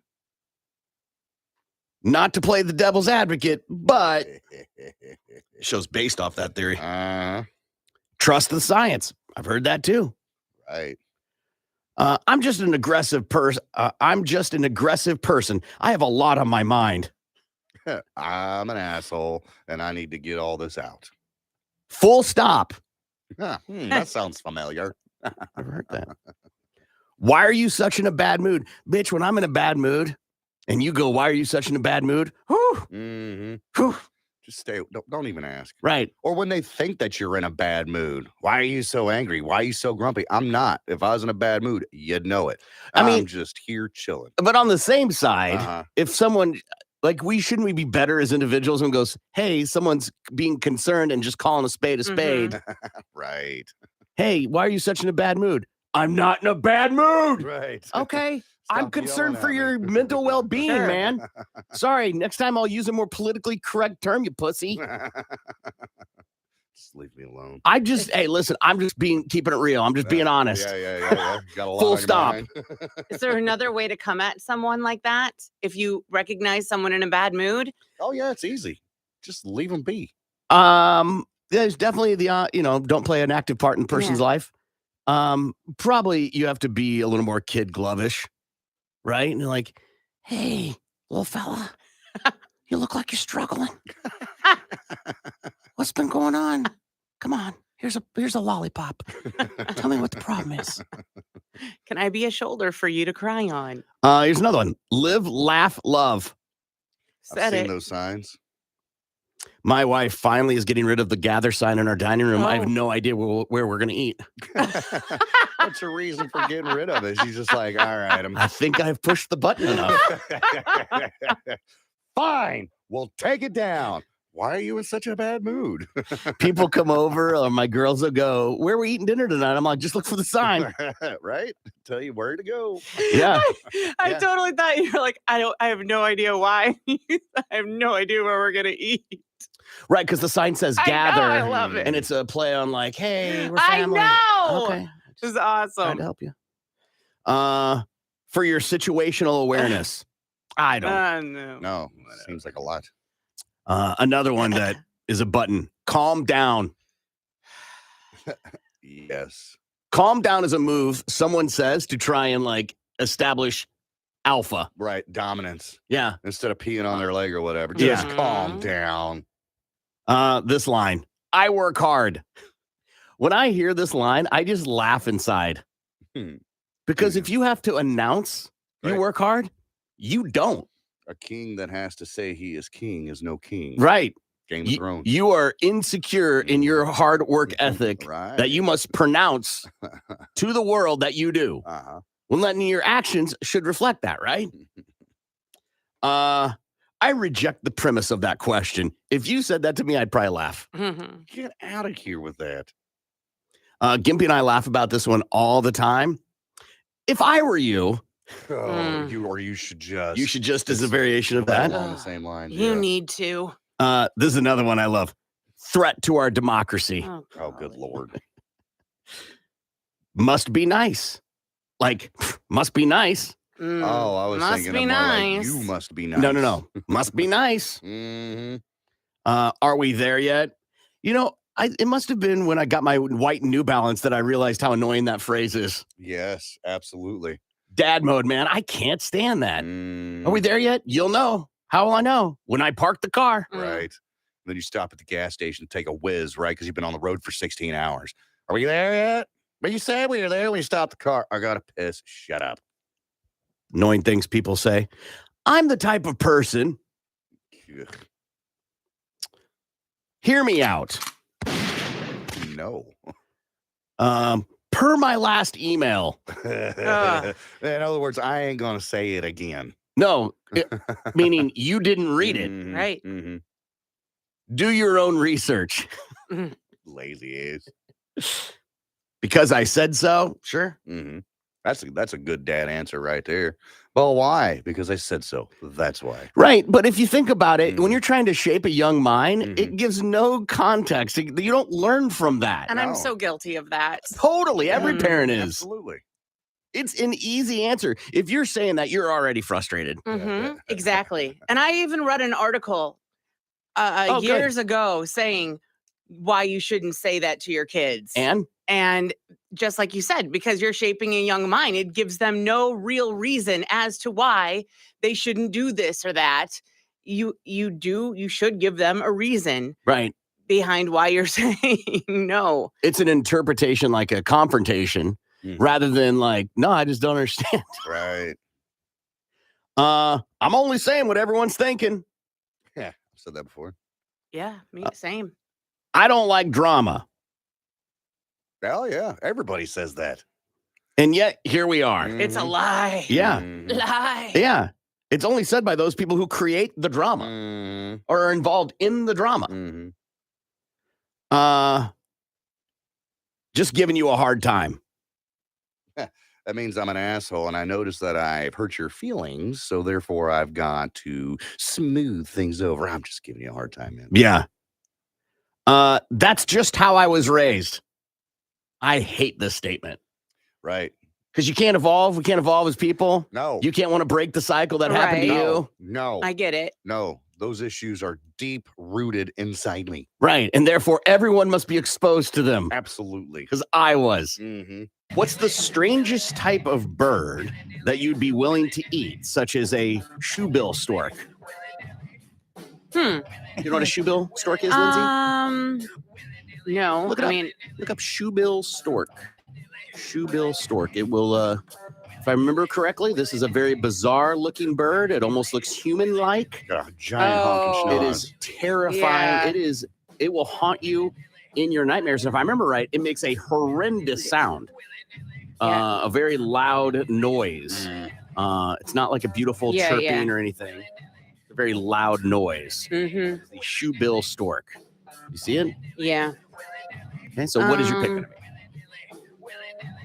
Probably a. What's the one? What are the We call him. My husband calls it a Harry Truman, and that's not what its real name.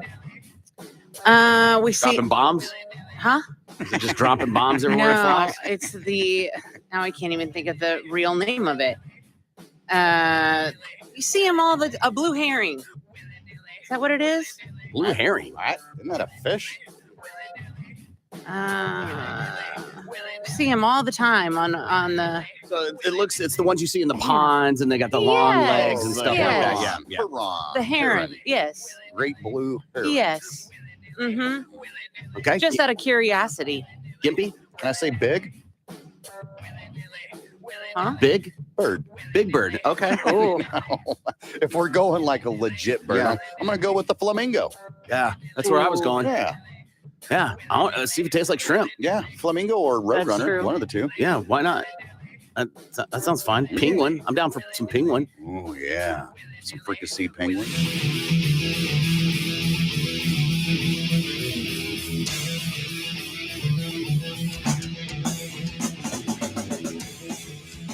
Good morning. It's the Big Man Morning Show, 918-460-KMOD.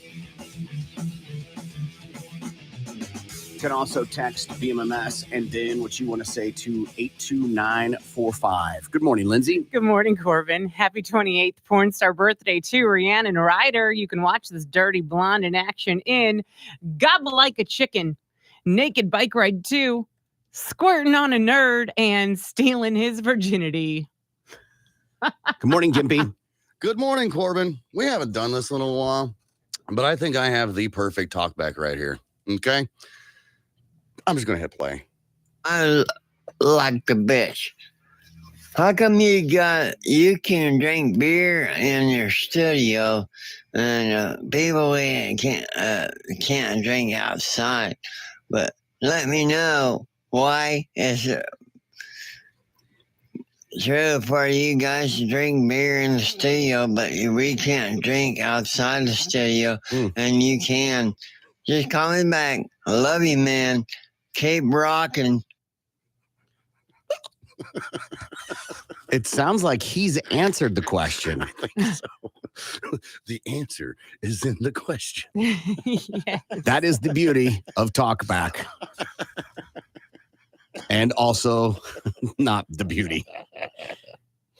Why can you drink in the studio, but we can't? Mm-hmm. He sent a few of them. Outside the studio. I was just listening through and I heard that. I was like, this is amazing. Yeah. All right. Congratulations to Javen Zimmerman of Sedan, Kansas. Javen got qualified for golf and beer for a year. Listen every hour with us to qualify for a case of Corona Premier Light Beer and a round of golf or two at Birdie Bay every month for the next 12 months. From Corona Premier Light Beer and Birdie Bay, where it's always golf weather. And Sedan, Kansas is north of Chautauqua, for those that don't know. All right, let's go ahead and do To Tell the Truth. Time to tell the truth. This is your opportunity to ask anything you want. Just remember, keep it clean. No bodily fluids, nothing sexual, and don't forget, we can and will pass on a question. Let's open up the phone lines. Here's Corbin and the gang with all the truth you're going to need. 918-460-KMOD, 918-460-KMOD. You can also text BMMS and then what you want to say to 82945. This is a text one that came in. Marry, bang, or kill, Mexican. I don't know why it says good Chinese food. Or Italian food. Oh, God. I mean, so I guess bad Italian and bad Mexican food are in the mix. Right. And I guess there's no... okay. They just had a bad experience at like a Chinese super buffet or something. And that's why they're like, good Chinese food. Yes, but then you would kill it. Right? All right, Lindsay. Marry, bang, kill, Mexican, good Chinese food, or Italian food? Dang. I'm going to have to kill Chinese food because I cannot live without the other two. I'm going to have to marry Mexican so I can have it whenever I want, and I'll bang Italian food because I just can't live without it. Gimpy. I am killing off Italian, straight up. Done. Yeah, you don't like Done. Italian food. Done. So I'm banging the Chinese food. Man, you can't go wrong with some egg rolls, you know, some fried rice, sweet and sour chicken, that little rat on a stick. Yeah, it's good stuff. That leaves me marrying Mexican food because out of the three, actually probably all the foods in there, that's my absolute favorite. Hand down. I'll go eat Mexican food anytime. I'm 100% killing Chinese food. Overall, it's not the food I crave. Mm. And then it is a push either way on the Mexican or Italian, which one I'm banging. They both have their benefits to see the occasional deliciousness of. Mm-hmm. And one of them, you know, they're both okay to eat every day. But I think I'm going to marry Italian food and bang Mexican. Okay. So you can have that Italian food every day if you wanted? Yeah, I think so. Come home, same old beat up lasagna.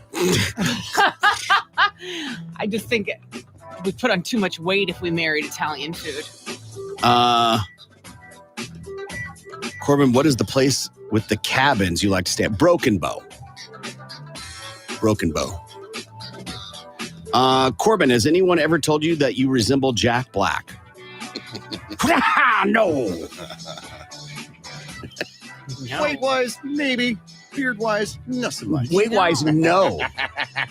Beard-wise, yes. Well, he's got a big old bushy beard. Now he does. Now he does. Yeah, at least what I've seen him lately on the TikToks. It's He's got some gray in his beard, Is this but person he is blind? robust. Yeah. What's that, Is Lindsay? this person blind? You'll I'm be not sure. They might nothing be. like Jack Black. Thank you, Lindsay. Kiss ass. No, but nothing. Who gets credit for creating your morning show theme song? That would be a band called For the Wolf. They were For the Wolf. They're not that anymore.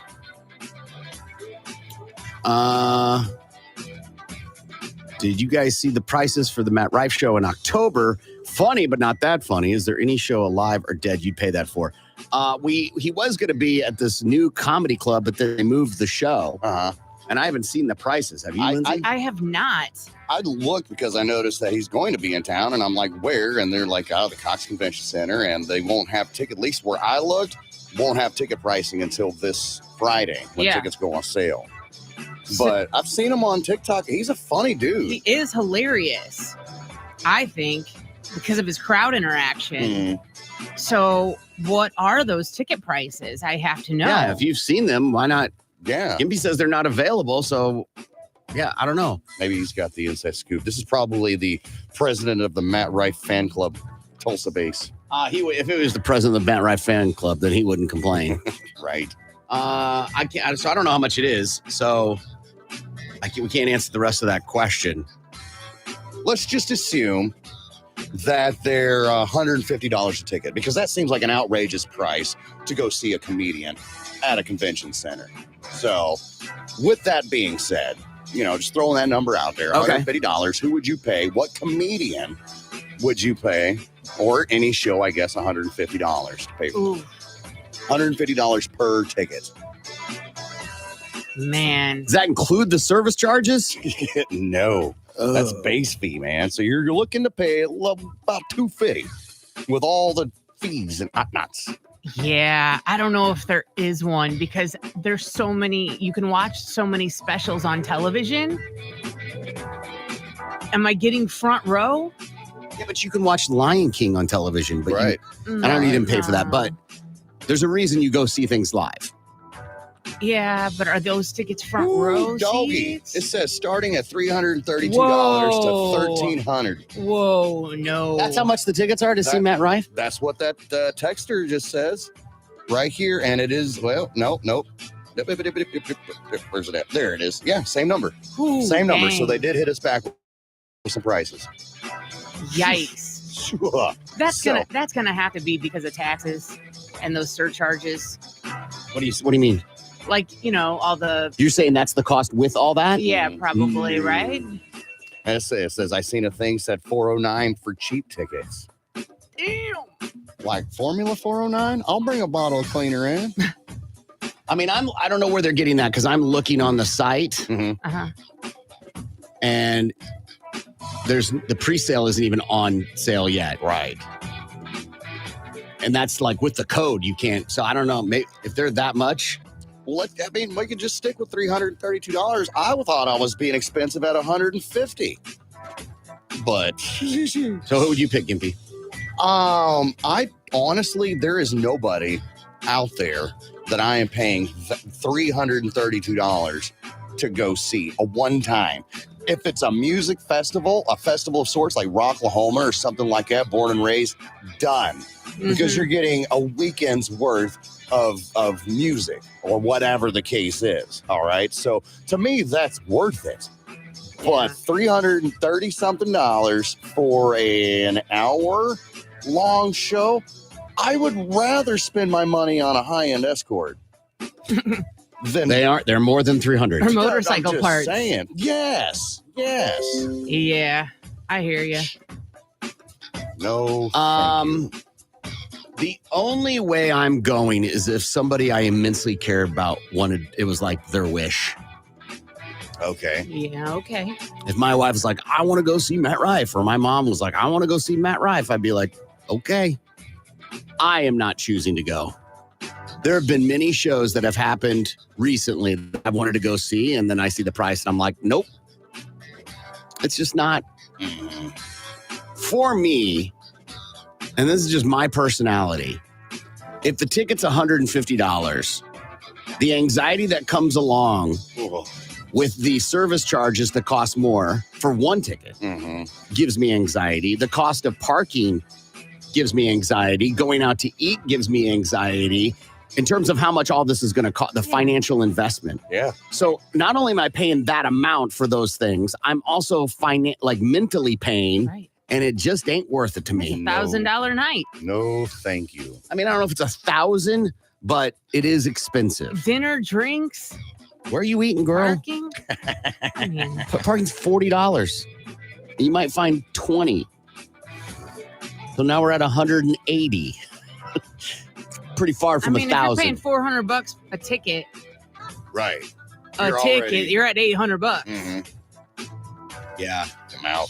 That's $1,000 night. that's insane. Ridiculous. Oh, they put a link in your messenger. They did, and I noticed that, and it's through Vivid. Not Vivid Entertainment like the porn industry. Vivid Seats, and So like a reseller. yeah, and also Oh, well, then that doesn't count okay.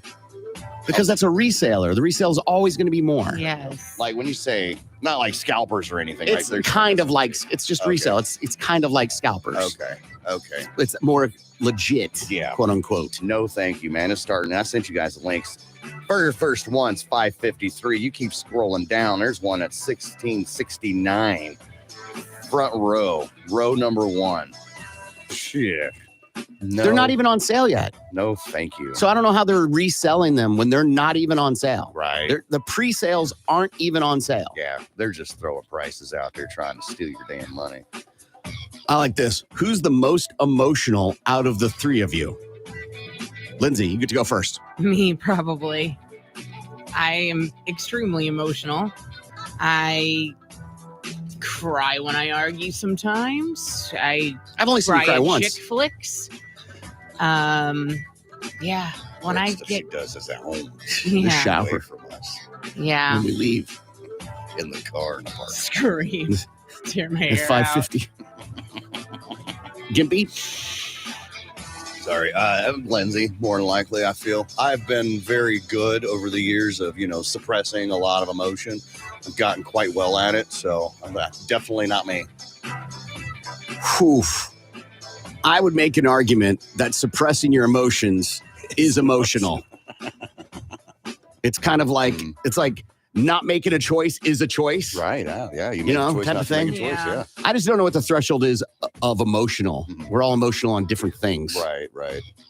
I would say obviously emotional, me. Okay. Maybe closeted emotional, maybe Lindsay. And Gimpy's emotional, it's hard to just know when it's happening. Because there That's are times fair. I've heard you be emotional on the air about yeah, things. absolutely. It just But slips it's out, yeah. but it's small. Like Right. I know I'm close enough to you, I can see it happening. Right. Or maybe the average Joe thinks that's just how you're talking. Right. That makes sense. So whatever the gauges of I wear my emotions on my sleeve. I don't hide it. Mhm. So I would say we're probably all emotional. I would probably go, I'm okay with being the emotional one. If you had a groundhog year, what age would you want to live over and over again? Ooh. Lindsay, 30s were pretty good. what year? My 30s were pretty good. It's I don't pick a 30. year. We'll go with 35 maybe. I don't remember what happened at 35 necessarily, but So you'd be 30s pregnant? were good. Was I pregnant at 35? Changing diapers? Yeah. Sure. Mhm. Sure, but 30s were fun. I Okay. enjoyed 30s. Gimpy? Oh, this one right here, right now, the age of 42. I am having more fun and doing more things with my life that I've always wanted to than I ever have in my adult life. And I love it. I don't want to change any part of it. I don't want to go back to my early 20s, kids, baby mama that was a see you next Tuesday and going through all that. And, sure, DJing in the clubs was a lot of fun. But right now, dude, I don't want to say I'm at the peak because when you're at the peak, you got to start going down. Well, peak's a reflection, but yeah. Right. You know what I'm saying. Yeah. I'm not at the very top. At the top, you get to the top, you got to go back down. All right. So I'm not plateauing. I'm still climbing right now, and I'm loving every bit of it. So this year, right now. Yeah, I'm with Gimpy this year. I'm not somebody who reminisces on What's over is over. Mhm. This is my best life. And then tomorrow will be my best life. That's the way I look at it. Right. This person says not emotional. Let's talk about tipping. I didn't really think about that because when we hear emotional, we instantly go to like crying and sobbing. Yeah. You know, Oh, but yeah, I don't. Anger is another emotion as well. Yeah, there's a few things that get me fired up. So I guess you're right. Yeah, that's I what guess I'm you're right. saying. Like, there are things where you get emotional about. Emotional isn't just like, this is my feeling. Right. It's happy. It's Emotional is sad. losing your mind. Yeah. Would you rather speak only in a baby voice for a day or only be spoken to in a baby voice for a day? Lindsay. Oh, I think I'd rather speak only in a baby voice Why? because being spoken to in a baby voice, I'd probably end up slapping someone. It'd get annoying real quick. So when you hear a baby's voice, you slap. No, but if a grown adult was speaking to me in a baby voice, that would get annoying. Sounds emotional. All right, Gimpy? Yeah. I think that I would rather be spoken to in a baby voice for a day because that's funny. That's funny to me, you know. That'll be 1736, please. You know, something to that effect. You have cancer. Oh, it would. Oh my goodness gracious! Yes. Turn around. You're a nerve. Yes. Right. We're going to give you a little sedative, and then we're gonna stick this camera up your butt. No, that would be hilarious. Having that baby voice though and speaking to it, there are going to be times that people couldn't understand me. Your girl talks to you sexually in Right. baby voice? That's a little weird, Creepy. but you know, still laughable. But then you can't be understood. So then you're getting mad. Now you're mad in a baby voice, and it's just. I'm me. Yeah, no, I'm talking in a baby voice. That's hilarious. I love the idea of how annoying that would be. Right for everybody else. Make a day out of it on a show sometime. Right. And it'd be a day where I've been asked to MC like the National Realtors Association luncheon. Thank you for coming. Right. It's so yummy. Num nums. That could be funny. I love this. Do any of you grow or do any of you have a garden or grow veggies? I grow hot peppers and tomatoes. Lindsay. I wish I had a veggie garden. I grow some flowers. I grew some stargazer this year in my garden out front of One the house. plant? Yeah. Well, I mean, there's other Technically, you're plants growing there. a lot of stuff in your yard. Yeah. But Right. I did plant a new stargazer this year, and it bloomed beautifully. It's gorgeous. Sure. It's one of the most beautiful flowers out there. Sure. It is. It is. Oh my God, kill me. Gimpy? Yeah, I have a garden, man. I grow weed, man. I got a pot garden. Weeds. You still tending to that or just letting it do its thing? Absolutely, man. Since it's in the dirt outside, I really don't have to tend too much. I go out there and kind of get the grass that's growing around it out, you know. And if the water the ground seems to be really dry, I'll go ahead and dump some nutrients in a pail of water and water it. But for the most part, these are the best ones I've had so far. I'm very impressed. No, I do not have a garden. No, I don't grow vegetables. The amount of energy and effort it takes to tend to a garden to save 4 cents is a waste of my damn time. But they taste so much better. Okay. I'm pretty happy with just the ones I have that I get at the store. They're quite fine. All right, we got to take a break. When we come back, we're going to talk about one of the cool things that happens in our city every year. We'll be back. Well, nervousness. Mm-hmm. So can you, they would have to come. We didn't get him. This isn't the guy. Dude. Oh, my God. Poof.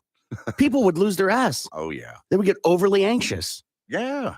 Because just when you thought there was one roaming around, we'll come to find out now you got 2 of them roaming around. Or if it's And you got one, and there's other one still on the loose. Well, how many goddamn serial killers are out there just roaming around? Or they announced that he can go. He can go free. Right.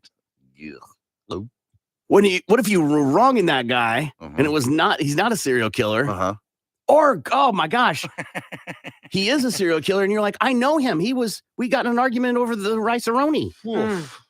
I consider myself lucky then. He comes into my diner. I serve him coffee every day. Totally going to be those people. There are plenty of times I've been out on a lake and we stop, against a rock or whatever. Excuse me. And people get out and climb and then jump while we're waiting. I'm like, you're crazy. Even just that water enema. No thanks. The water going up, that hurts. I don't Does think that that's happen? ever actually Yes. physically happened to I don't know me. if that's a thing. I've jumped Yeah. off of a lot of things and into some bodies of water, but that thing's pretty well watertight. It's painful. Huh. I don't know if I've ever heard this happen. That's fascinating. Yeah. So you've jumped and received a rather substantial amount of water into your body. Yeah, it hurts. It hurts. It happened when we went to Skytook and we jumped off of the little cliffs, and it happened to my husband, and he said it was very painful. It happened to me when I jumped, and then when I landed, I got the biggest welt and bruise on the side of my leg. Well, and what all does the that way have up to do my with the hip. water? It all hurts. So hitting the water hurts. Yes. Okay, you know what an Yes. enema is, right? Yes. What is an And enema? that- I when need to the water hold shoots up? on. Yes. What is an enema? The water entering Your butt. your butt. butt. Yes. Uh-huh. Okay, Mhm. because you're talking about a couple different things, Mhm. and I just want to make sure we're understanding your story Mhm. correctly. Because Mhm. you're talking about bruises and the water hurts when you hit it. Mhm. That I'll agree with 100%. Yes. But an enema, water entering your butt, Uh-huh. that's a new story to me. I've never heard of such a thing. And you're saying you and your husband, this has happened to you. Mhm. Mhm. Yep. Hit the water just right. That's what happens. Are you I'm sitting not as you jump into the water? believing- Yeah, right. And pushing out? you land just yes, exactly. Yeah, but come on. Unless you're, jumping with your cheeks spread open, there ain't no way. And even then, it just ain't gonna happen. Thanks, what you said. That's what it feels like. It hurts. I saw a Dallas Cowboy fan video from the other night when they lost, and he threw something, broke his TV, started punching his TV. It fell down, pulled out his gun, and started shooting the TV. Oh my goodness. And here's the thing about all that. They still lost. It didn't change anything. No. So now you're out of television. Yeah. And you discharged a weapon in city Right, limits. Right. Yeah. That's a charge in itself right there. You're at a friend's house. Mhm. Okay. Because I know you're I love not a it. huge football fan, Yeah. but you watch football. Yeah, I'll go over there, hang out, drink some beers. Your smoke girl pot. loves Yeah, football. she loves it. Yes. I like it. And matter of fact, Gimpy initiated a text to tease me Yeah. about the Chiefs game Yeah. on Sunday, Yeah. which is totally fine. I can take it. Mhm. I'm fine with that. It's just unexpected coming from me. Yeah, not normal. Yeah. But still awesome. Yeah. And so I'm like, hey, come over, watch the game. Okay, bet, man. We watch the game. Yeah, We got man. beers, whatever. Yeah. We're having fun. The game goes south. Patrick Mahomes chokes. Ooh, wish he did. He did. He threw He that ball choked. right at that He fool, choked. too. He pushed a pass. Yeah. Anyway, I digress. And he throws the interception. I chuck my beer at the TV. I Uh-huh. start punching the TV. Uh-huh. You don't even know I'm packing. I pull out my gun and start Yeah. shooting the TV. Uh-huh. And I yell, son of a bitch. Yeah. What's my next Is it plan of safe action? to say you probably will not come back over to watch a football game at my house? I'm definitely. Well, I might. Oh shoot! Totally No, I'm Karen, not this is a coming back. Yeah, it's a pretty I'm not extreme coming violent back. situation for Yeah, a guy it who's is. not For violent. you. I was even to say, even if my best of friends did that, I'd be like, all right, I'll give you one more shot. If you pull out your gun a second time and start shooting a television over a goddamn football game, I am definitely never coming back. Not for football, not for Parcheesi, not for no goddamn Yeah, win, lose, I or ain't draw. playing none of Monopoly that. with you, bitch. No, because I could be the television. I'm not taking that chance. I would give you one more opportunity, because you're not the guy that kind of, just flies off the handle like that. That's a one-off. If it Feels happens, pretty violent. if it happens again, I'm like, all right, something's going on. Now, I'll tell you this. You pull out your gun, you start shooting a television, I'm not going to be sticking around for much longer. Right, the party is over. Pretty much. Even we're if the definitely- game We're at not watching the halftime- second game. No. No. I gotta go. I got to go vacuum my lawn. See you in the morning. No. It's weird to see grown men Yeah. get that angry about something they have no part in. Mm-mm. Right. of other grown men playing a kid's game, getting paid a king's ransom Ain't that the to truth? get that mad. And I'm not saying you're not invested and you can't be a fan, Mhm. right? I get it. It's been your team forever. Right. You've been there for the ups and downs. But getting mad, I'll accept throwing a beer. Sure. That I'm like, yeah, emotions get the best of you. Yeah, heat of the moment. Sure, why not? You threw a beer, walked 10 feet, Yeah. punched a television multiple times. Then it fell. You then made a movement towards your waist, knowing what was there, Right. unholstered Uh-huh. or unwaistbanded, I guess, Right. Mhm. and then fired not once, not multiple shots. You had plenty of chances as an adult to control your emotions. Yeah. There is no way this individual that I saw in that video does not beat his wife. Oh, Exactly. Has to, man. That is, your ass is out of here. Go stay in a hotel. I think, okay, I love your thought. When do you do that? When do you tell him to leave? Oh, as soon as he punches the TV, what are you thinking? So you're going to try and yell at him while he's shooting the television? At what point, when someone's acting that way, do you accept, Lindsay? Yeah, because clearly this isn't the first time. This isn't the first outburst. They just got boxes of TVs laying around. Yeah, exactly. right. That kid fell off Especially as a Cowboys fan. Yeah, this clearly wasn't the first time. So before that's happened, you would do it. We're talking about this instant. No, we're talking about this instance. Okay, he punches the TV. He shoots it. At what point do you engage with him and say, "We're done. You're out of here"? Is she a friend or is she the old lady? Old lady. Okay. All right. I like that. I suppose after he empties his rounds of the gun, I think that's a bad call. it would have to be after. I think that's a bad call. That's like telling somebody who's amped up to calm down. Right. It just ain't going to work. It ain't going to work because you know what's going to happen? Chances are he's going to go reload, either grab another magazine or grab the box of ammo and reload the one that he just emptied and then take it out on you. Yeah. I'm good on that. Or use his fist or whatever. Yeah. MOD. You can also text BMMS and then what you want to say to 82945. There are a few events that happen in our community that I think are the crown jewels that make Tulsa special. And coming up on Thursday is one of them. And that is Rumble and Roll. The 20th annual Rumble and Roll to benefit Make-A-Wish Foundation of Oklahoma is happening. And joining us now is Jane and Johnny. Good morning, Jane. How are you? Hi, I'm fine. Thank you. Jane is with the Make-A-Wish Foundation. And Johnny is with Myers-Dern Harley Davidson. Hey, buddy. How are you? Good. Big fan of Chinese food. Yes, I'm a huge fan. I couldn't believe it wasn't a craveable for you. Yeah. But I am interested. We might have to go do the food thing, the carousel food. The turntable. Yes. We need a table with a turntable. Yeah, Gimpy will be down with that. So we'll have to do that. Okay, back to the, sorry. All right, let's talk about Rumble and Roll. This is such a cool event. And I am comfortable saying this. If you own a motorcycle, you got to do this.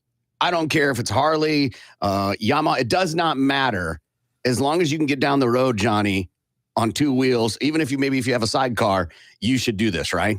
Totally. I mean, I remember when the scooter club showed up. You just got to be two wheels. It's got to be street legal and just join us for a great cause. What do you love? For you, what is the thing every year that happens during Rumble and Roll that you go, this is awesome? Well, just seeing, thousands of motorcycles on the street there in Peoria, but the biggest highlight every year for me is meeting the Make-A-Wish ambassador that's going to ride at the front of the parade with me. And we got a special kid this year. Let's talk about Make-A-Wish and how important this event is. And everybody should be aware of how great Make-A-Wish is to give kids just a little bit of happiness in a time of chaos. But let's talk about this event and how important it is to the Make-A-Wish platform. Well, Rumble and Roll provides, so far in the 20 years, they have provided $325,000 has been raised. Wow. From the generosity of the sponsors and the riders. And that is a lot of wishes through the years. And this year, we continue to kind of work our way through and out of the COVID gap that happened when we couldn't grant travel wishes because of travel being shut down. So we're still working on getting that pipeline going, and we're going to end our fiscal year this year with over 200 wishes granted, which is huge. But it also requires funding to grant those wishes, and so Rumble and Roll helps us with that every year. And I think I've told you this every year, Corbin. It is my favorite night of the year for me. It really is a special night, especially if you love motorcycles. It's just a great event to see all the motorcycles that we're talking about. Let's talk about the ambassador that Johnny mentioned. Who is the ambassador this year for Make-A-Wish and Rumble and Roll? So Levi is a young man from Bartlesville, and he had his wish granted during the COVID period. And his wish, he's a big gamer, so he had a whole gaming system as his wish. And he is just an amazing young man. He's 12, I believe, 11 or 12? 11. Okay, 11. And he's very excited. He was at Myers-Durham last week for a photo shoot, and his family is just amazing, and they're great spokespeople for Make-A-Wish because they had such a great experience. And you got to spend some time with him. Johnny, what was it for you that he lit you up about him? Well, the fact that he's 11, so he's starting to have his own voice, and him like arguing with his mother. And I said, this is what you got to look forward to, in the preteen and the teen years. And then when they get in their 20s, they'll realize you knew what you were talking about, because I know I did with my parents. So he was just, a fantastic kid. Usually my wife rides behind me to kind of take care of the kid in the sidecar, assure him this kid isn't going to need any assurance. He's just going to love it. Yeah. So. And how do people get, if they're like, yes, this sounds fun, I want to be a part of Rumble and Roll, what do they need to do? All they got to do is come to Myers-Durham today, pre-register, $20 a piece. You got a chance to win a $2,500 shopping spree. Even if you don't attend, come and get a chance and, help make a wish. And you got a chance to win a $2,500 shopping spree at Myers-Durham. Yeah, stop by Myers-Durham to get all the information. You can also go to rumbleandroll.com. And staging happens at 5:30 north of the Reynolds Center on the campus of TU, right? Correct. So it's just north of the Reynolds Center on Harvard at a parking lot. And if you're pre-registered, you just get to ride on through the checkpoint and park and hang out with all the other bikers. And it's always a wonderful parade.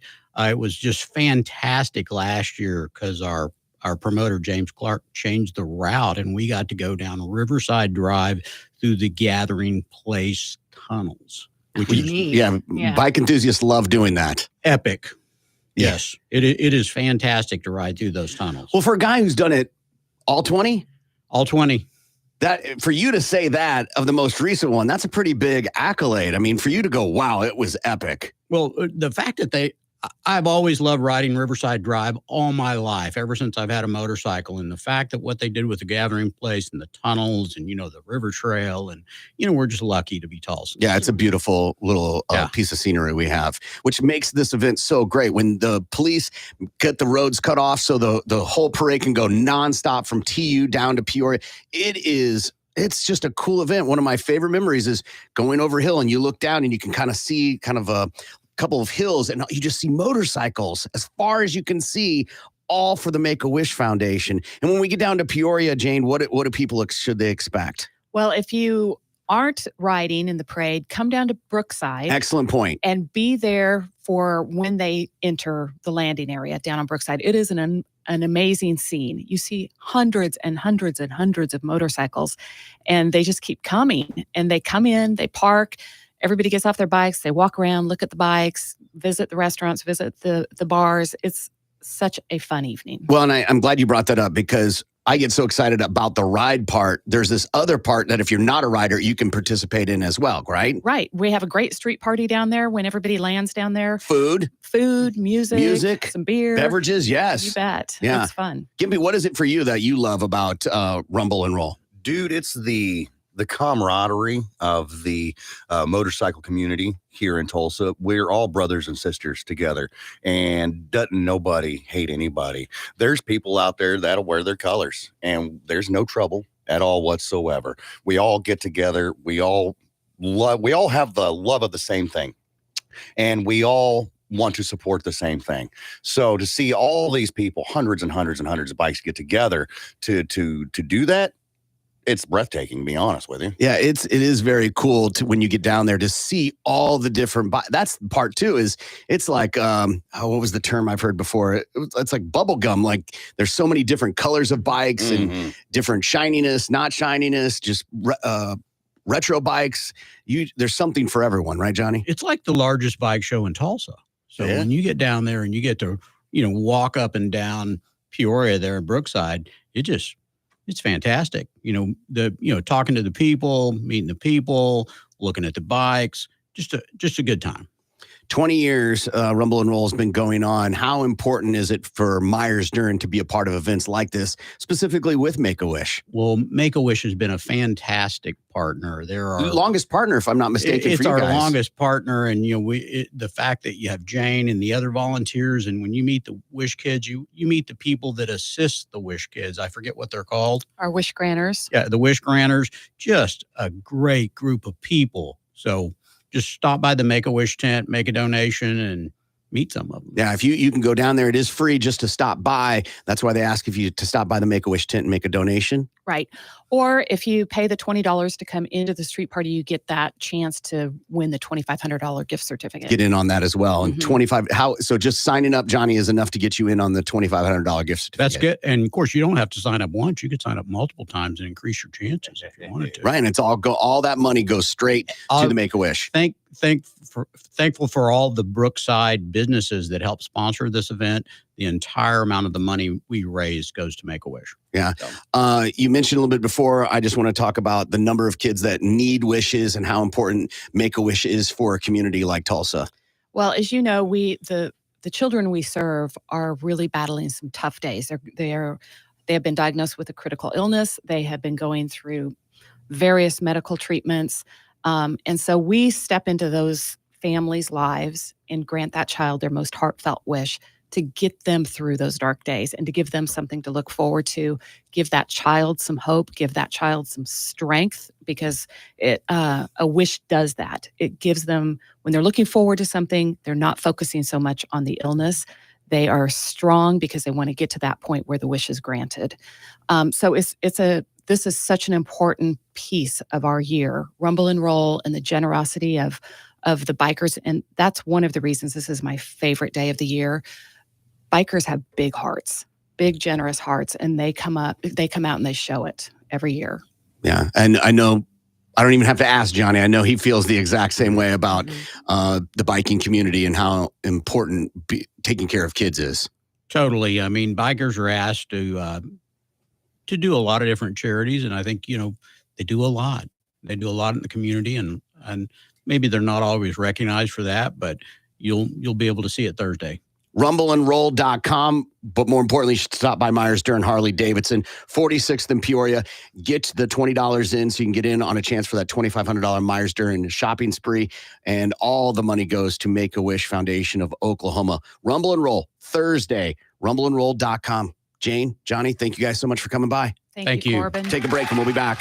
You're listening to the Big Mad Morning Show. My wife finally is getting rid of the gather sign in our dining room. I have no idea where we're going to eat. What's her reason for getting rid of it? She's just like, all right. I think I've pushed the button enough. Fine. We'll take it down. Why are you in such a bad mood?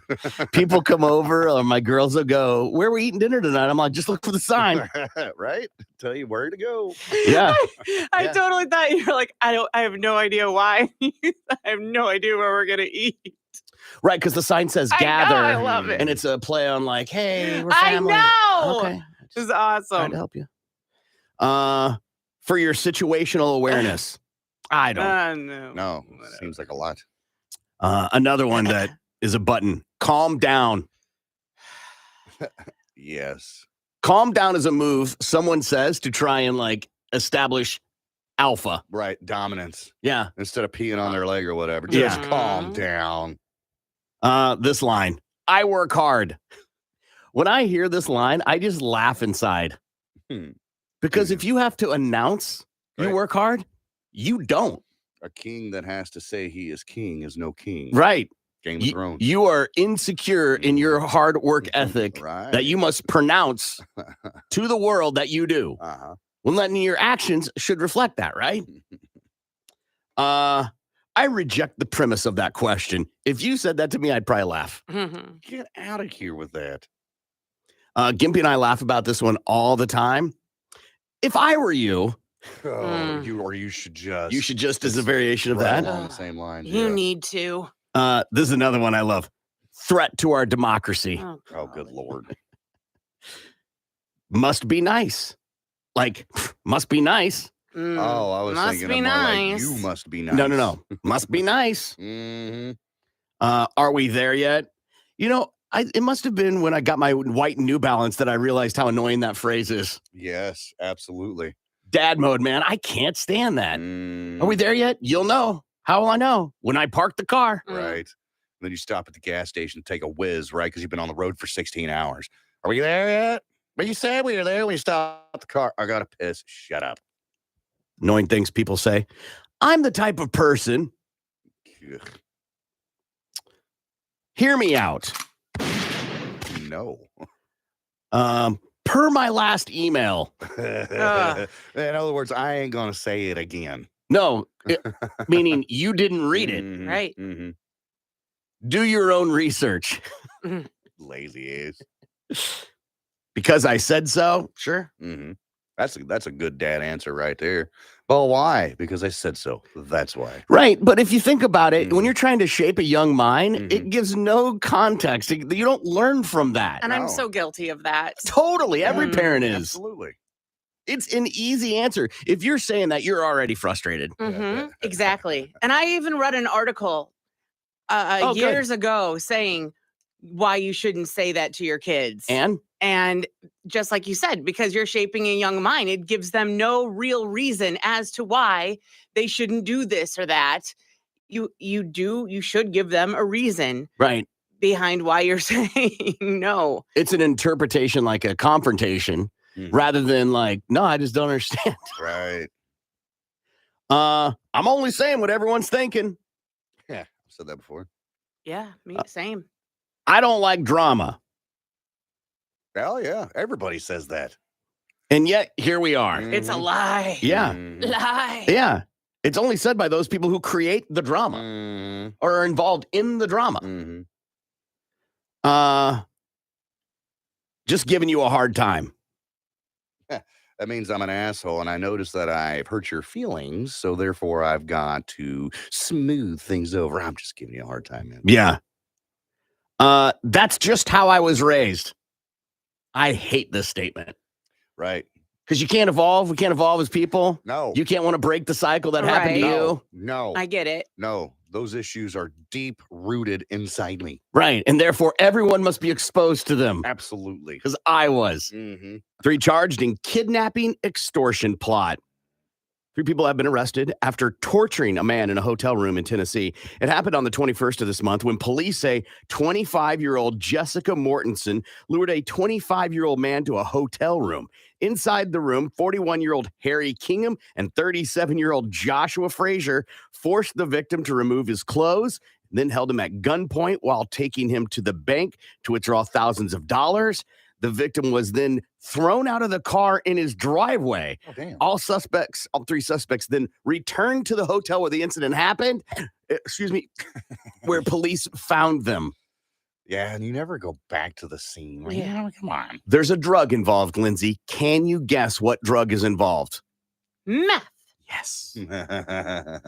Nothing good comes out of methamphetamine. Nope. Yeah, and apparently he made an arrangement because he knew this girl from high school, and he made an arrangement for sex for $300, and the police were like, we're not charging him with solicitation. He's the victim here. Right. Even though he was participating in a crime, they knew he would fall for it.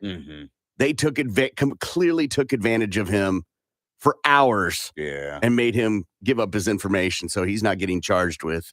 So I don't know if maybe he was somebody of some sort of brain disorder or on the spectrum or something that made him, according to the news report, gullible. Okay, yeah. maybe just one of those lonely dudes, and this was the hot chick in high school. And it's like, what? Yeah. Megan wants me now? Yeah. Well, Megan's, 45 right now and has got 6 kids and a drinking problem, but meth problem. a meth problem. And, but it's okay because he remembers teenage Megan. And he's like, well, I'm going to get me some of that. Yeah. Finally, I get to touch my unicorn. And, well, they left you naked in your driveway. Yeah. On the upside of that, at least they dumped him in his driveway and not, I don't know, traveling down the highway. The police report said they threw him out of the car in his driveway with like a bag of garbage. That's what the report said. Like a bag of garbage or with a bag of garbage? Like a bag of garbage. Okay. Yeah, that sucks. Yeah. But he's alive and he is at his house. All right. The proverbial question. Uh-huh. How many days? And they come back and now they're making more money still under the PGA hierarchy? I'm sure there's going to be some restructuring for that, right? Or those people that left and talked S. Mm-hmm. And now that's your boss. We're friends now. I am the captain now. Yeah. That'll be fun to see how that plays out. And everybody's like, no, they're anti-American. Now it's like, oh. Yep. See what you learned today. If dark sense of humor and unhealthy coping mechanisms is emotional, then Gimpy is very emotional. And also, if weeds count as gardening, then I'm a pro. Gimpy, what'd you learn today? I learned that if we can normalize men wearing kilts, we can normalize the loincloths. I'm starting a movement. And I also learned that, we would go into town and get blow pops. Yeah, that's it. I learned Gimpy wants to move your loincloth. And I also learned that I'm more of a no bush guy. Oh, yeah? I'm not a gardener, no bushes in my front yard. It's Corbin saying, make sure that dishwasher is loaded right. It's Lindsay. Stop tracking my cycle. This is Gimpy, and I'm sorry. Thank you. Far too kind. Yeah. Ready? Hey, Gimpy. Good Lord, that's a lot of 2 days. 2 days. That happened on a Friday. You get Saturday, Sunday. I'll give you Monday and Tuesday. You bring your ass back to work on Wednesday. And if you've got gashes all over yourself, put some goddamn butterfly stitches on that thing and get your ass back to work. Take as long as you need. You're damaged goods now. If I get you back, you're hardly going